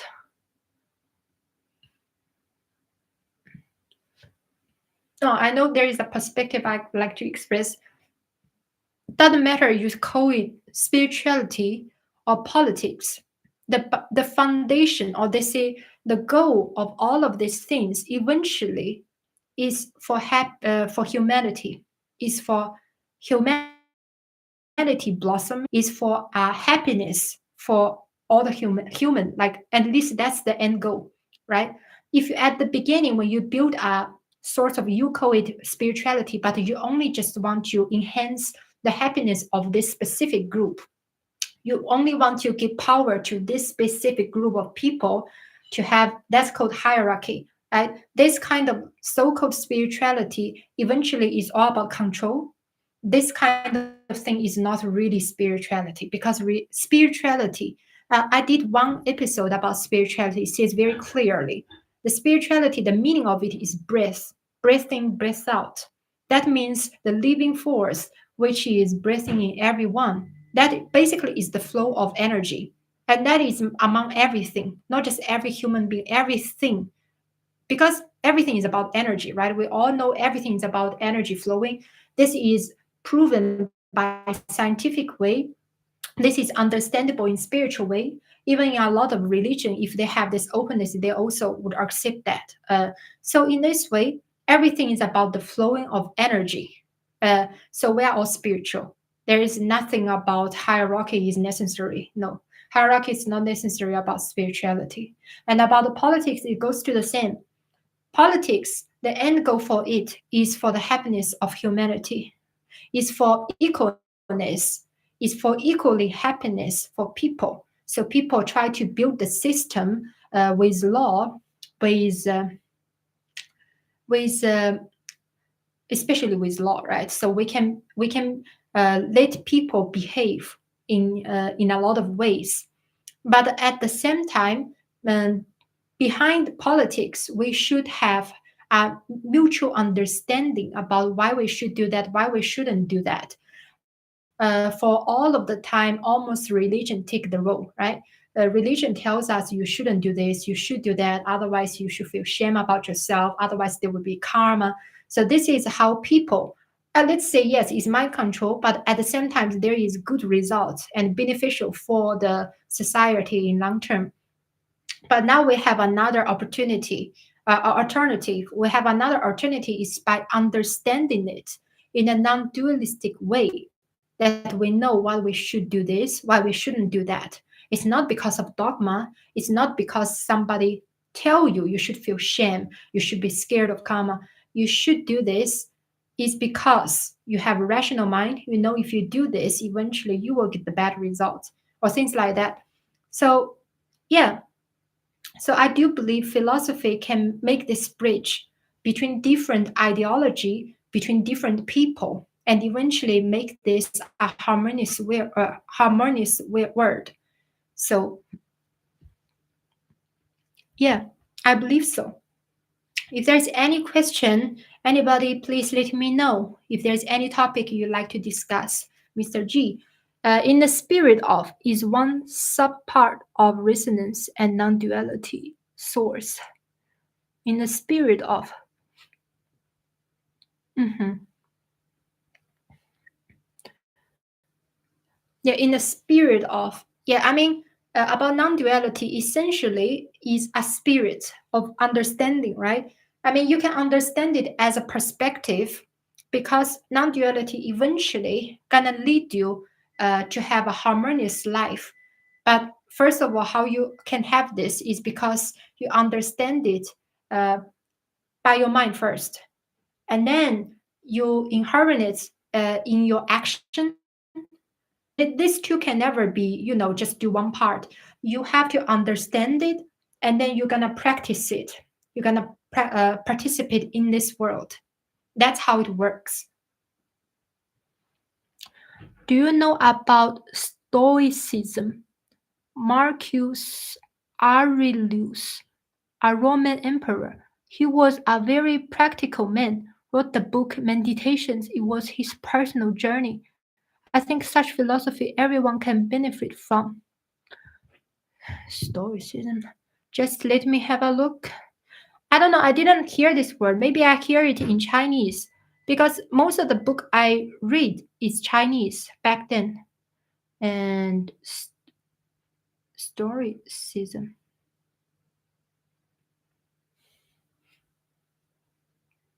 Hmm, Stoic. Is it suggesting about, again, it's like detached from desire or something?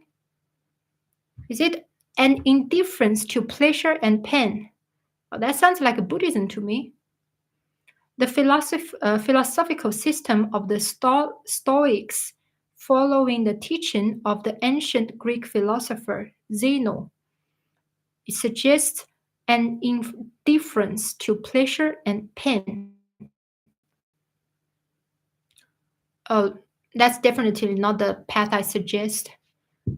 Well, because if you do that path, well, I think I'm repeatedly saying this.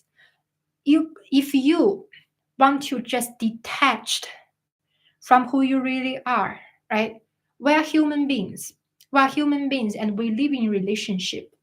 And we only feel sincere happiness when we balance and in harmony with relationship. If you want to detach from relationship, become like an observer, I don't think that's the path. That path leads to essentially is just loneliness. Why? Because the if you detached from that, you will not feel pain anymore. That's true. But also you can not feel love anymore. You cannot feel beloved anymore. You cannot feel the sincere joy when you build the connection with other people. You cannot feel the sincere joy with enjoy while you enjoy the word because you consider the word is Maya. You cannot really build the connection with yourself because you choose to be an observer, to see the emotion come and go, to just basically close your eyes when all your emotion is there. You just consider it's not real. So I wouldn't choose anything like that because as I mentioned in already few time, I was there. When I'm most in a time that I really feel difficult in my life, I was thinking maybe that is the path. But very soon I find out that's not the path, and I observe that people who choose this path, um, eventually they feel very lonely. They feel that they always have this need that they want to reach out for relationship. They want to reach out for building this connection again. But because the teaching tell them that you shouldn't, if you want this, that means you still are ignorant, and so they are forbidden to build these things, and eventually lead them quite uh, extreme. They just become very indifferent. It's not they want, but it's they've been told to not. It's not detachment, but rather a rational understanding of those pleasure and pain. They are inevitable. Sensation is sane and rational. All of this is corrupted by people who use this for escapism. Yeah, but as I said, when I searched this word, that the definition is about the indifference of pain and joy. If people they are still dominated by pain and pleasure, that's the very reason why they are avoiding life because they were not able to get their desires and are suffering. Yeah, but that is Buddhism. That is from Buddhism perspective. And from yesterday when I streaming, I see it very clearly, right? The Buddhism basic teaching is life is suffering. Why? Because people have desire, and in a lot of time the desire can never be fulfilled because the essence of life is suffering. Is that you cannot? It's about impermanence, right? Yeah, that's from Buddhism. That if you cannot permanently having something, so that's why people suffer. So in that case, just let it go. Just don't even try to have that because it's impossible you have it forever. That's from Buddhism. So yeah, this philosophy you mentioned there is very similar to Buddhism still, right? Trying to be an observer is a little bit earlier. Another friend is talking about this as well. All of this is because in India this is very popular. This kind of ideology, they have like very deep tradition root about this. You should detach from this pain and suffering, just basically put yourself as an observer to see it come and go. But as I said, I would choose to that you should participate in this way, right? So if there's something not good in your life, you cannot see them just come and go because just imagine, I said this example again, I already mentioned yesterday. You have a cut here, right? Imagine you have a cut here, and will you just leave it and think, oh, just come and go? No, you will do something about it. If it's bleeding, you will try to stop the blood, right? Imagine that when you catch cold, you feel like you are not doing anything, but what happened in your body? Every cell, every white cell is trying to against that virus and trying to heal. That means what? That means everything in life is ever responsive. Why everything in life is ever responsive? Because this is life about. When there's something happened like that, you will try to figure a way out to try to make it back to the balanced state. When things are not balanced, things become chaotic. So you balance it again. That's what our body do. If our body do that, and how our human being shouldn't do that. Our human being have free will, we have intention, and we know what we want. We know that we want a harmonious world. We want to be happy about ourselves and to participate in life. So in that case, why? Why just put yourself as an observer? In that case, why you just see them come and go rather than you can just participate and just stop the blood, right? This is what I'm asking here. Like, why? That's still dominated by say that my broken arms is pain. The healing or both at the same time. Yeah, I mean, imagine your broken arm is painful now, right? But eventually things will get better. Eventually things will get better, right? Why? Because with time, your body is healing itself. That's why. If if your body is not even healing itself, the things will only get worse. That is what. That is when you choose to not respond. Imagine you have a relationship with a woman. There's something not right. There's something is going on right. If you at this time you just choose to, let just come and go. I just observe her. She will be fine one day. Do you think that's gonna happen? No. Maybe she will just leave you. Really, because if there's something wrong, you have to go fix it. That's how it is. You see why a lot of marriage break down in this world? Because they're one part or both of them choose to let go, choose to not even respond. When any kind of relationship, one side or both sides are not responsive, things can only get worse. Because a relationship is always about response, right? So you and your body, you have to be responsible for your body. You have to responsible with relationship with another person. You have to be responsible for this planet. It's not because somebody just tell you have to do this. It's because that you understand that is the only way you can be happy. That is the only way you can have a harmonious happiness life with the great relationship with yourself, with others, and with this world. Just don't give up. You want to give up these things entirely, eventually you will say there's dead end. Just dead end. Now I know that other philosophical system also suggesting such thing, but it's not really beneficial for humanity or for yourself, essentially. Mm. What is consciousness? It's a good topic. Consciousness, what I understand is that, first of all, I don't understand it as a separate ontology things there. I think, you know what? I did reply to who today or yesterday. I replied to Mr. Dasara. He was commenting in one of the streaming. He was asking about consciousness or something like that.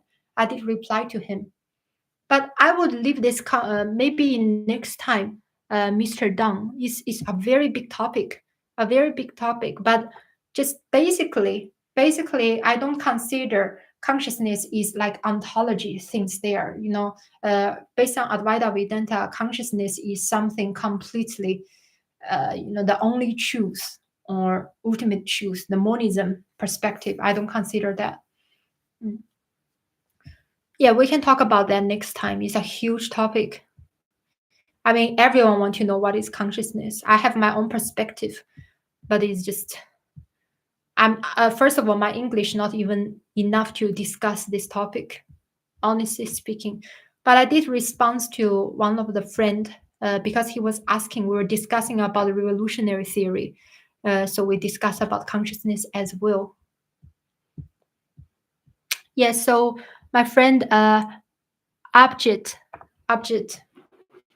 I know that your philosophy, or maybe you found it is very beneficial from that philosophy, Stoicism. But I have to say, I have very different perspective from that. But if there's anything you would like to discuss, you can just tell me, let me know. We can have this discussion. But I'm very firmly about this perspective here because I wouldn't choose to be an observer, not anymore, because I was there. I found the indifference and the numbness is very similar to any type of those extreme rational minds also will get there. It is very indifferent. You wouldn't be able to feel much anymore in that path. I mean, that can give you calmness, but it's very extreme way, I would say. I don't think detachment is the answer. We stop understanding when we are detached. Yeah, detachment is not the answer. Trust me. Detachment is, in simplest term, we are trying to balance everything in life because we know that balance is everything. Balance is what can give way sincere, harmonious, uh, peaceful life, right? We know that balance is the key. But the problem is there are a lot of people, because their experience or their life is a little bit complicated, they found it very difficult to balance the things. So you know what? When people don't cannot really balance the things, they just give up. So when they give up, they just choose to just throw it all away. That's what it happened. That's why when people choose to completely detached from pain and joy, from pleasure or sorrow, from fear, from everything, right? This is what is in their mind. Cannot balance. Okay, I just don't want it. I don't want anything at all. Okay, I don't want the pain, so also I don't want the joy. Just give it up all. That's what happened. And also when you give up all of this, your emotional side, you cannot this is the part, you cannot say you just give up your pain and then you keep all your pleasure. It's impossible. Because it's a plug, right? It's just like a phone, right?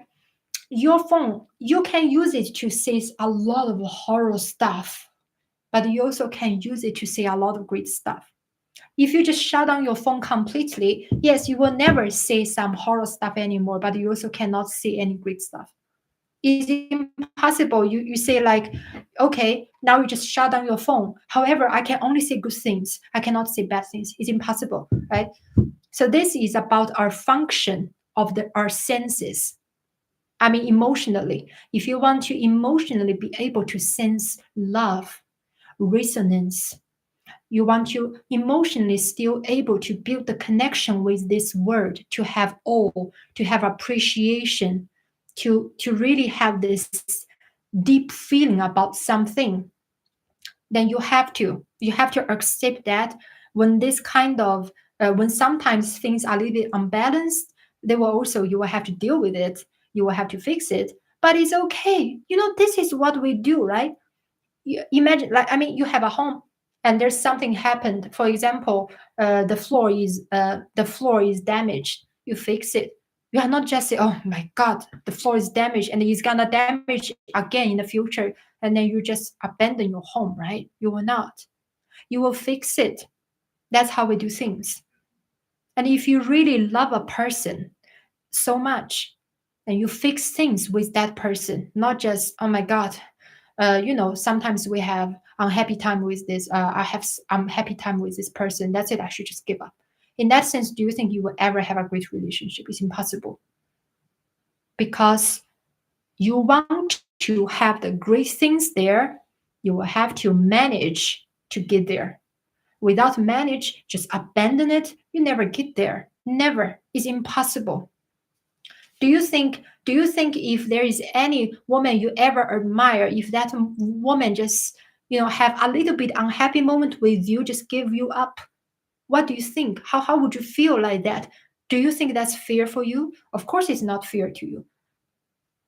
So life is something that we need to keep putting our effort and have a spirit of positivity always. If you just give up like that, it's impossible to have the sincere happiness.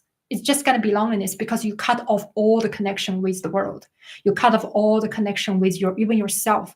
You say all the things just illusion, and you say the word is illusion. You say other people is illusion. That's just typical ideology. Ideology eventually just, I think everything you just, I mean, dreaming. I'm dreaming. Everything is just my dream. If I close my eyes, I don't say anything. I open my eyes, I say everything. I mean, where that lead you to? Just imagine it. I mean, in long term, we all have rationality. We understand that sometimes people just feel painful or suffering from whatever the situation needs. They want to escape. It's okay. Sometimes we have a little bit time for a man cave, right? If I'm too tired, I just want to rest a little bit. Okay, but I'm gonna wake up. I'm not gonna just stay in that stage forever or for long term, because I know that if I stay like that for long term, I'm gonna be numb, and I will be even more difficult to build connection with myself, with the world, and with others. So this is a potential danger we have to keep in our mind. I know that a lot of people, they already kind of like, sometimes they want to give up. I know, I've been there. I say it again, I've been there. But I know it's a dead end because I've been there. I see the dead end there. And I see a lot of other people, they choose that path, right? I'm not joking. A lot of people choose that path. They have a lot of trauma in life and they just choose that way, maybe have a really deep relationship, but somehow one of the partner have some accident or something really bad happened to them, or their life just not fair, and they just so they choose that path to just imagine all of this, just the illusion. I got why they choose that, but just imagine that how much potential they also give up. All right, right, in a relationship something really bad happened, but imagine if they just give up the understanding that, all right, maybe I should just move on. As long as I'm still able to love, as long as I'm still able to be loved, then I can build another beautiful relationship with somebody else. I'm not gonna give that away. Isn't that more fair to yourself? Just think about it. Isn't that more fair to yourself? It is definitely, Mr. Object. That is escapism. It is. I was like yesterday and before yesterday, I was talking about this topic. Most the people choose this path. They do. They have a lot of fear, right? I'm not joking. I understand that. When people have a lot of fear, they would prefer to imagine everything just the illusion, right? If they imagine everything is illusion, they can just calm down themselves. But that's not the path, right? Not the path. Mm. People who speak of illusion and detachment don't understand what they are speaking about. They are repeating words of enlightened being. Yeah. But I know that this is very popular in India. But this is mostly is from Buddhism. And in the first time or the second time when I stream, I say it very specifically. I explain it clearly. Why? Because in the time of Buddhism, where it happened, that the ancient Hinduism have a lot of hierarchy. They have caste system. So the people in low caste, they are not respected. They do the most dirty work, and they also have, they've been considered, some of them be considered untouchable. It just, I mean, you can go have a look about what actually happened in that time when Buddhism happened, right? So people was really, a lot of people, they suffer like from hell, right? I mean, imagine if you are a person, you do all the dirty work in life, and you can also nobody respect you. I just watched an India movie. I was crying a lot. It's talking about the caste system. Some like really low caste person get blamed for everything for the crime they didn't do. Eventually get murdered, and it's quite popular movie. Anyway, and it based on real story. And a lawyer was doing the taking his case, eventually win the suit. And basically in that time is very rare to happen. um, Anyway, what I want to say is back to the time of Buddhism. This is why it happened, because a lot of people was treated so unfairly. There are a lot of suffering that cannot be justified. So Buddhism is suggesting maybe we should just consider all of this as, life is just about pain and suffering is inevitable. It's based on the background, back to the time in the background that really is a little bit horrible, to be honest. So understandable. But let's say nowadays, right? We know the world is far from perfect. We know that. But at least you get to sit in front of your computer or your phone now. You can just sit on your chair and you can watch join our conversation or even watch some entertainment. You can later on you can just go to sleep and on a nice bed and all of these things. So all of these things, what we have nowadays is back to the time when Buddhism happened. They don't have this luxury, and we have the human right. We have a lot of protection for people who in so-called low caste. I don't think that is even there anymore, but I know that people still have the caste system in India. A lot of people, which is sad. But what I'm trying to suggest here is now our situation is so much better. So we should really move on from such extreme negativity. We should embrace life rather than suggesting that life is about suffering. We should just end this reincarnation. We just should just get out from this shithole, basically. I don't think it's necessary for us to think in that way. And also just think about it. What make that happen? Then the caste system is abolished is because people make the difference. If people just suggesting, okay, just like that, just let it be, nobody will make the change, isn't it? Because people make the change, they participate in this world that make it happen, right? So we know that by escaping it is not the way.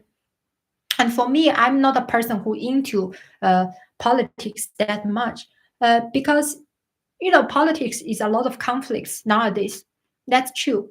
But I believe that a more dangerous thing is that nowadays in social media, you can see this kind of conflicts all the time. And that can subconsciously affect every one of us. If you go to Facebook group, you see all these philosopher groups, they're supposed to be so wise, but all the time they just debating and fighting. And you go to the religious group, you see everyone just insulting each other's God. And you go to politic groups, you feel everyone is complaining about this one and that one. So how can this world become better if everyone is just full of hatred like this way? So the division is really serious nowadays. What we need is not a new religion, or what we need is not a new leader of politics. No, what we need is just a little bit of the light of some philosophy that can bring us more understanding. Just be more friendly to people. That's all. But this is based on our understanding, a more holistic and inclusive understanding. No more repressing other race, no more racism, no more how to say, nationalism. No, none of these things. Let's just understand us as in one root, and we're blossoming as different leaves. We have different fruit, but they're all beautiful. This is the way. In this way, we can have this better world. And it's so simple for us to do, because in life you can easily spread this kindness. And when you spread this kindness, the people who receive your kindness, they will find this is also enjoyable. This is nice. They will spread the kindness to other people as well. This is by our very silent way to make this world a better place. We're not suggesting some movement. No, it's just a little bit difference. Make this world a little bit different, a little bit better. That's what we can do. And also, we will definitely have a more positive attitude towards this world, towards our life. And there's nothing wrong about that. People will corrupt anything and make hierarchy in it. I don't think truth can ever be organized. There is no authority of truth, because then they claim to know God, which they do not know. Yeah, hierarchy is, come on, let's think about it. Where is the hierarchy if you understand everything? We essentially is from the same root. We are just the one, right? We appreciate each other in such a graceful way that we know that we are different, but we appreciate these differences because diversity is something to be enjoyed as a beautiful scenery. In that case, where is the hierarchy? How could we say this one is better than that? It's just different angle, different beauty. You see, in this world, there are trees, there are flowers, there are rivers, there are ocean. Can we say flower is better than ocean or river is better than tree? I mean, where is the logic here? Everything just work together harmoniously. That's all. There is no hierarchy. Any hierarchy is just made for people to control, and for control is just to to feel their insecurity. And why people feel insecure is because these people have fear. Fear of what? Fear of losing something they have. And why they fear of losing something they have? Because they have greed to grab these things.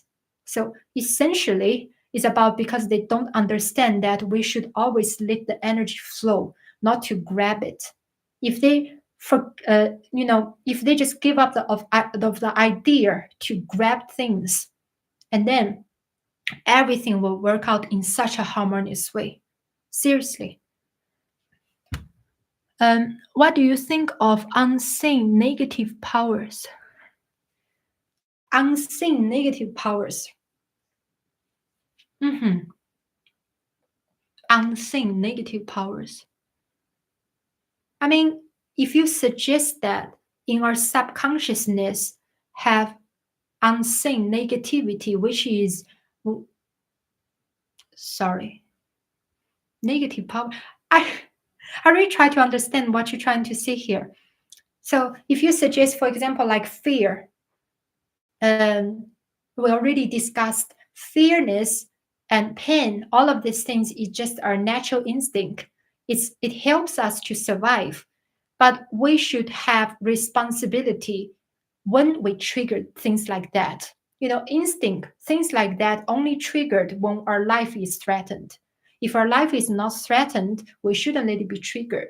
So if you mean these kind of things, then this kind of unseen negative powers, we should really manage it. We should keep it uh, responsibly. We don't trigger it when it's not necessary, right? That's what I believe, at least. I mean, for me, most of the time, I'm very stable, very, very stable, emotionally and positive, because I don't get things like that get triggered. I mean, sometimes people would comment to suspect, for example, suspect me, am I AI, and do I feel hurt, or do I feel not be understood? Yeah, I feel not being understood. I don't feel hurt, but I don't let that to trigger me. Definitely, because I know it's not necessary. Uh, yeah, it's about you have to have a rational judgment about situation like that. Oh my god, it's already 2 hours, 20 minutes. I'm so tired. Yeah, I think I'm gonna end the streaming now. So painful and really tired. And I hope that today about all of this topic we were talking all around this about fear, about pain, and about pleasure. I hope that can help somehow. And all of this, I was like based on my life experience. I hope it can help a little bit. Mm. How do we organize to solve problems collectively and yet avoid institutional power grabs? Organize to solve problems collectively and yet avoid institutional power grabs. Oh, so you mean like institutional power grabs? I think what you're suggesting here is our natural instinct, some basic instinct uh, that sometimes will hinder our judgment, uh, hinder our rationality, right? For example, our natural instinct about fear, about just want to grabbing pleasure and things like that. So that definitely requires an rationality. Require rationality, but at the same time, you cannot cut off your emotions. So it's about a balance. You have to balance your rationality and your emotions to make it in a very balanced way. So you will know that anytime you can still have your rational judgment about the situation, right? You will know in this situation that what kind of action will be the best for yourself, for others, for the world. But at the same time, you keep your emotion open so you can be able to resonate with people, to resonate this world, to resonate with yourself. That so they are both essential. It's about balance. I would suggest that, Mr. Dang. Thank you very much, Lisa. Thank you so much, Mr. G. Really, thank you so much. I'm really grateful for that. You can listen to me to talk about all of these things that even with this kind of English, and you are all joining for the discussion. I'm very grateful for that.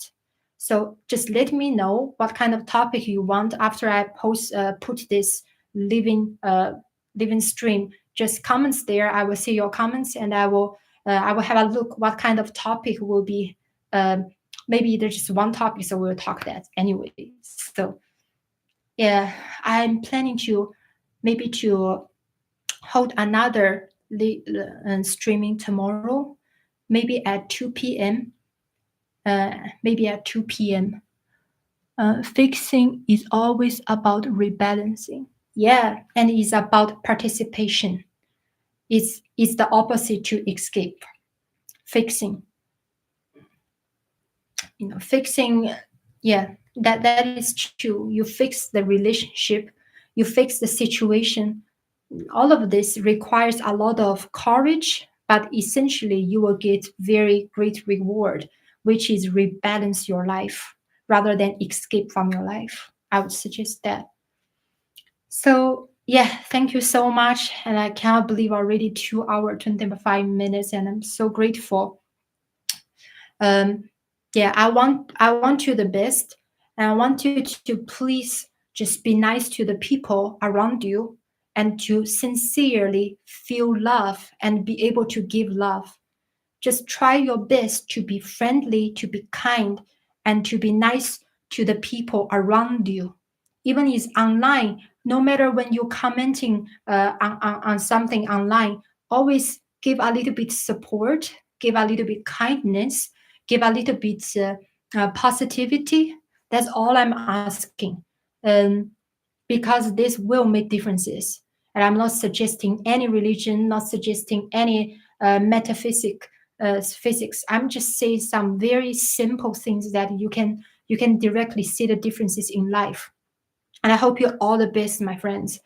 That I think I think all of us we have the full potential to make this world a better place by such a simple way. And thank you so much. All right, I'm gonna get a rest now. So see you tomorrow, maybe at 2 p.m. Just tell me what topics. I prepare a little bit. All right. All right. I'm gonna go. Throat hurts. All right. I'm going now. Throat really hurts. Yeah. Just let me know. Let me know the